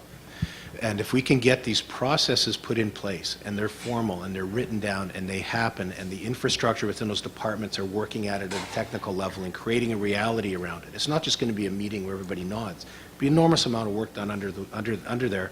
It will require a specific decision to shut it off. So we want to get it operating, and I think the regulators will see the merit in it. I think the stakeholders will see the merit in it. I think it'll be a good news story all around. So we are trying to put it into that zone so that our role shifts. Departments take it over to a much higher degree. We put some governance over top, but it operates on its own. So that's what we're trying to do. I am trying to put myself out of work. Very quick comment. I'm not trying to put myself out of work, but our goal is the same, is to make this a normal process of regulatory development, and just as a matter of course with Canada, with other countries internationally, just to make that such a normal part that no one would even imagine that you wouldn't do something like that. Scholars in the room, I know Professor Laura Dawson is in the back, will tell you, people that understand Canada-US will say NAFTA has been an enormous success, but one of the failures, if there are failures, or one of the lessons learned, I should say, would be the lack of institutionalization of so many aspects of our free trade agreement. So with that, Samir is asking me if we can do rapid fire. So I'm going to ask the right-hand side to do questions or statements, whatever you'd like, 1, 2, 3, and then we'll come over here, 1, 2, 3, and then we'll do a wrap-up. Thank you. Lasha Babiak from Johnson & Johnson. My question was for the two Canadian RCC leads, but also possibly relevant for the U.S. as well. It relates to the transition period. What will happen, what kind of filter will apply to new legislation, new regulations coming forward in the transition period? Some important developments and strides made with phase 1, an assertive way forward with the forward action plan. My concern is about legislation and regulations coming forward in the next while that will not have the RCC filter applied to them. One, as an example, there's a very important piece of legislation right now in Canada, C-17, relating to patient safety. It's very important, highly supported. There is one provision of a confidential business information that is offside from at least 3 U.S. statutes as well as Canadian legislation.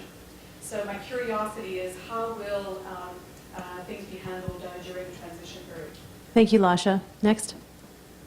David Adams with the Global Automakers of Canada. At the risk of being a little bit provocative, I wanted to throw something out there. First off, just wanted to say that the work that the RCC has done to date was very good. There's been a lot of positive initiatives coming out of it. I'd just like to go back to the whole issue of stakeholders and stakeholders driving the process. I guess a broad question in terms of who does the RCC really view as stakeholders at the end of the day, because that has ramifications in terms of the work that's undertaken and also the benefits that accrue from the RCC process. So I think that's, I mean, it sounds like maybe a basic fundamental question, but I think it's an important question at the end of the day. And also, I guess my question, additional question would be, how does the RCC deal with nuanced differences, perhaps, from stakeholders within the same sector, if you want to call it that? And I'd just be interested in your perspective on those questions. Thank you. Thanks, David. Yes, sir. Hi, Keith Macintosh with Canada's Research-Based Pharmaceutical Company. I just want to comment about how we can look to multilateral examples of further to building on successes. Other multinational, multilateral organizations that build standards and other Canadian and U.S. regulators who do work well together, telecom, Industry Canada, and SEC. Thank you. All right, let's take those before we switch. So the first question from Lasha was the transition period, and will the RCC filter be applied to future legislation? There is no formal RCC filter right now. What there is a rising awareness and an attention to alignment. We haven't put a policy instrument in place yet outside of a general one that talks about international alignment. All I can tell you is that the atmosphere is changing and there's much more attention to this idea of alignment. David from the automakers asked about who the stakeholders are and how do you discern when there are differences, or how do you deal with that? Let me jump in quickly. One, I would say that their stakeholders are wide-ranging, and I would imagine that there are more than just nuanced differences between the stakeholders often. But we've talked about this and thought about it. Just as this is presenting a challenge to the regulators to get past a lot of the small differences that are unintentional and to think seriously about, even in situations where things aren't perfectly aligned in every aspect, to think about ways we can work together. I'd like to challenge the stakeholders to do the same thing. Get together. It would be great if we could work through some of those nuanced differences and provide joint priorities to the regulators. Adam. Just to jump in real quick on stakeholders. We put together a group of probably about 100, 150 different stakeholders that are engaged and involved in the RCC. Just send casual updates just to connect people. So if stakeholders are looking to get together to find common partners to be able to submit more information or just to have a stronger voice, happy to talk to whoever after the session that wants to get involved. Okay. Does anyone want to take on the multilateral question from RX&D, or you want to think about it? Think about it. Left-hand side of the room. Good morning. Ben Barrett with the Sporting Arms and Ammunition Manufacturers Institute and the Dangerous Goods Advisory Council. We're very appreciative of the RCC initiative, and we really related to what Bob said about the lighthouse and how we'd like to see harmonization be more systematic and integrated. And I think we'd like to see more intersessional meetings just on some of the individual planks to really, get traction and move along. And then we also work in another platform, which is the United Nations, which is kind of a large version of what we're doing here today. And some of the sectors you'll find that they are coordinated internationally, but then we have varying responses from the agencies in the U.S. and Canada. Some do regular systematic updates, where others are not either one and not timely. So that's what we'd like to be considered. Thank you. Thank you. Hi, Darren Prasnick. I'd like to say the Canadian Lipstick Association, but it's Canadian Cosmetics, Toiletries and Fragrances. I just want to bring up, go back just for a moment to the comments that were made earlier about the cost of regulation, both in duplicitous fees and the kind of costs that go on here. From a Canadian perspective, our federal government has made several announcements, including in the throne speech, about tackling the Canada-US price gap. And I think it's part of a very pro-consumer agenda.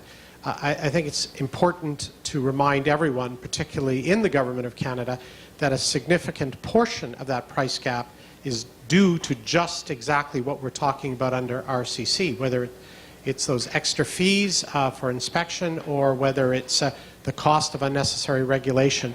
And one reality for us all when you're managing a North American inventory, and Canada's 10% or less of that, those extra costs are borne by the Canadian consumer.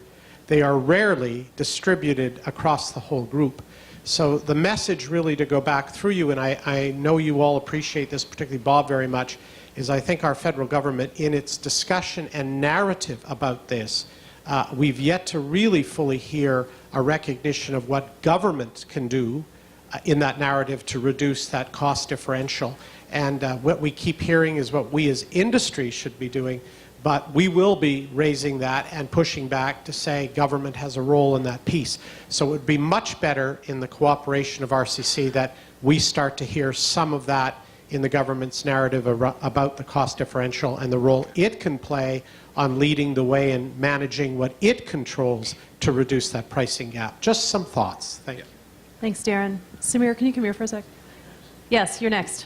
Thank you. Patrick Brown from the Canadian Electricity Association. I'm joined by a colleague from the Edison Electric Institute, Tony Ingram, and we just wanted to put a quick plug in for the energy sector. We do see an initiative on energy reflected in the forward plan, so we wanted to acknowledge and applaud this. Certainly, as you know, the energy sector is one of the most highly integrated in North America, whether you're talking infrastructure, markets, or supply chains.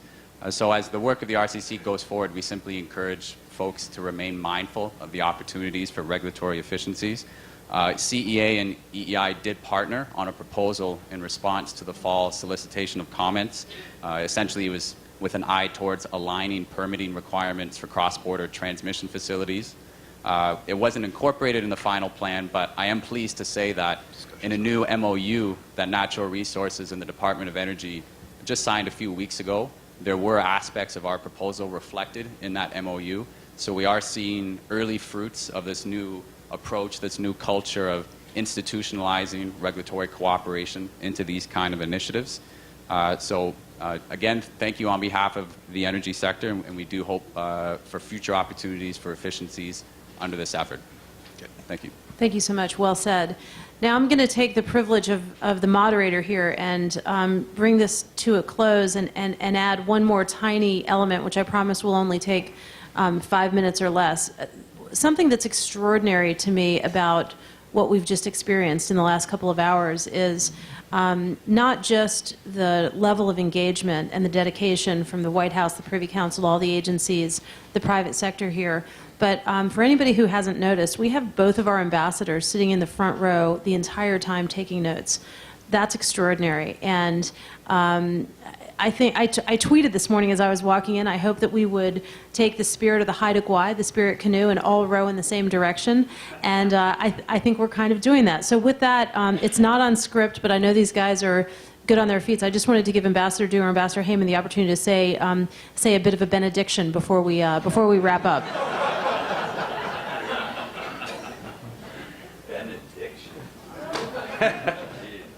It's a Jewish term of art, I believe. Great.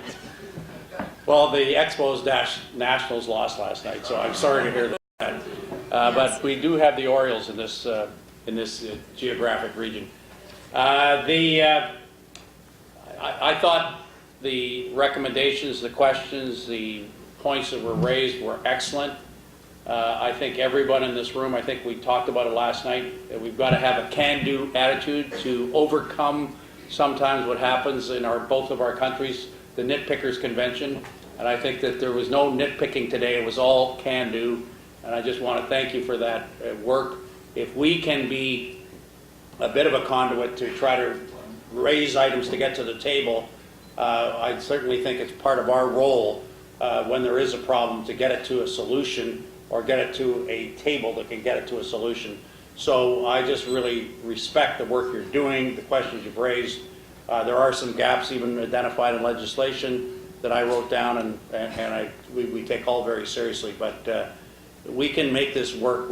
There is no reason in the world why Canada and the United States, that have been allies ever since the War of 1812, can have the best regulatory cooperation anywhere in the world. And you're going to make that happen. So thank you very, very much. Thank you.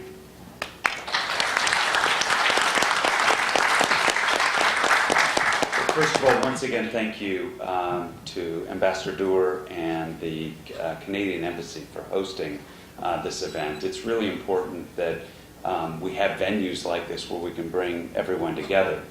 I've participated in a number of conferences you can imagine over my professional career, and a lot of goals get set up front. But the reality is the goals are as good as we hold each other accountable for actions and outcomes. And so I just encourage everybody to not just have this be a dialogue today and not just be a piece of paper, but to work very closely together, collaborate, communicate across border, across industry, with the regulators and stakeholders, and let's drive some outcomes. And when we have outcomes, let's publicize those outcomes, because that will encourage others to take on tasks going forward. It credentializes the work we're all doing, and it's a feel-good in addition to just the recognition that we get within our own organizations. But I think it's important that the folks from the media, that our constituents, the consumers, understand what it is we're doing, so it isn't just another conference that we get together. Thanks for all the good work you're doing, and I look forward to hearing results going forward. But thank you.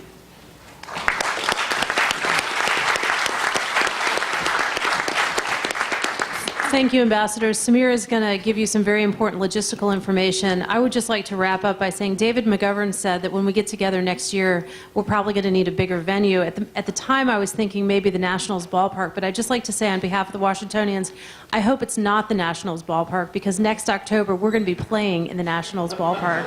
So I still believe. Samir? Thanks very much, Scotty. Next up, we have some programming notes from David Biet. Is David in the audience? There he is. Come on up, David. Could we get the slide up on screen, please, for David as well?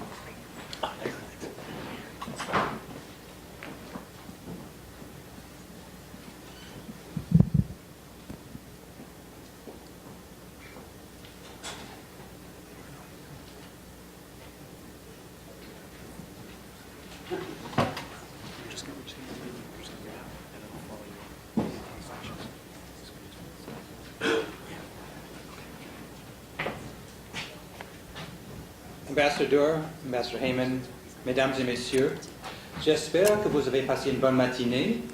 C'est très important d'avoir les autorités et les intervenants ensemble dans la même salle.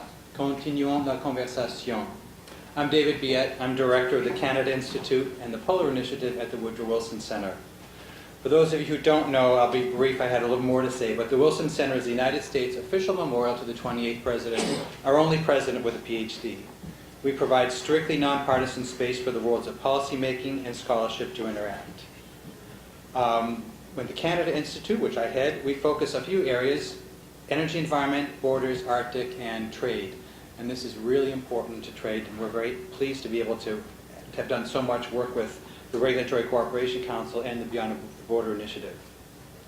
We've held public programs looking at the progress of the RCC. We've invited Canadian-U.S. heads several times to speak publicly to the policy community on progress and challenges. And in June of last year, we also hosted the stakeholder dialogue sessions. So linked to our website, we also have a blog that tracks updates, news, and communications on and from the RCC. And we're proud to be able to work with you all and the RCC secretaries again this year so that regulators and stakeholders can meet in person to move us closer to our goals. The Canada Institute has also been a partner with the U.S. Chamber and Adam Schlosser in their efforts to coordinate stakeholder input into the RCC process.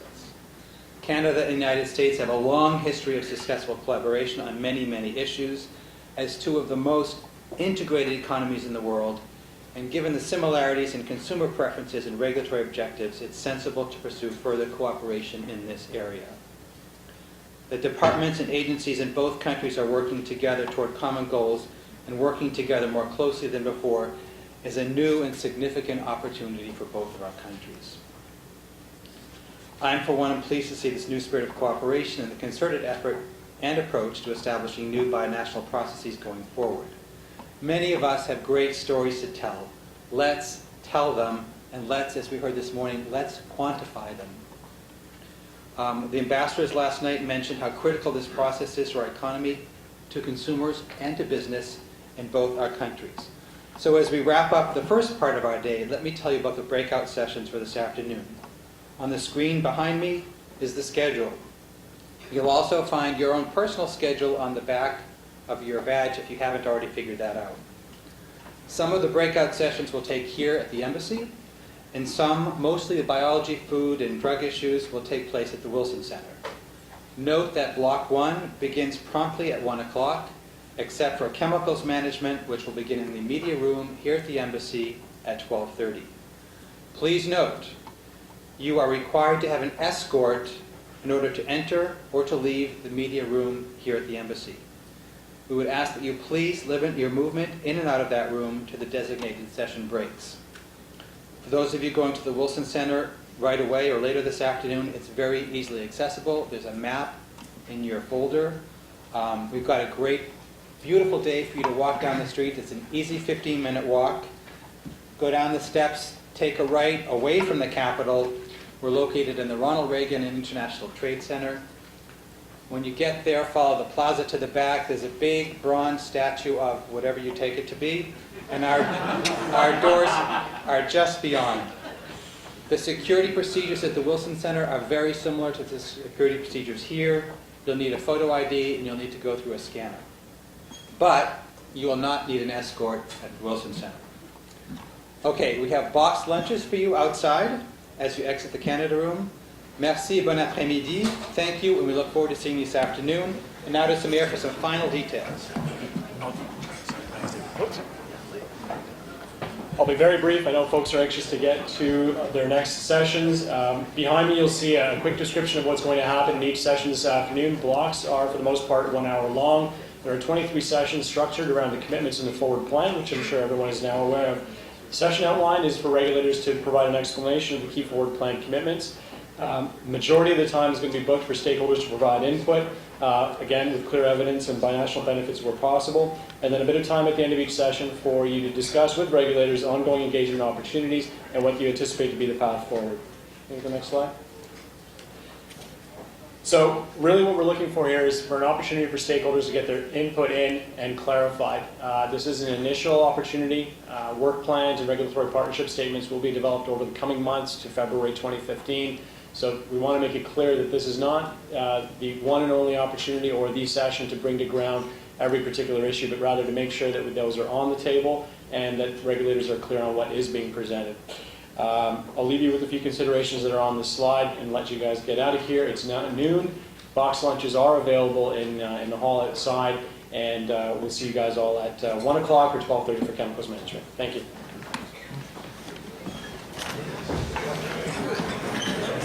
Thanks for being part of it, Paul. It's very helpful.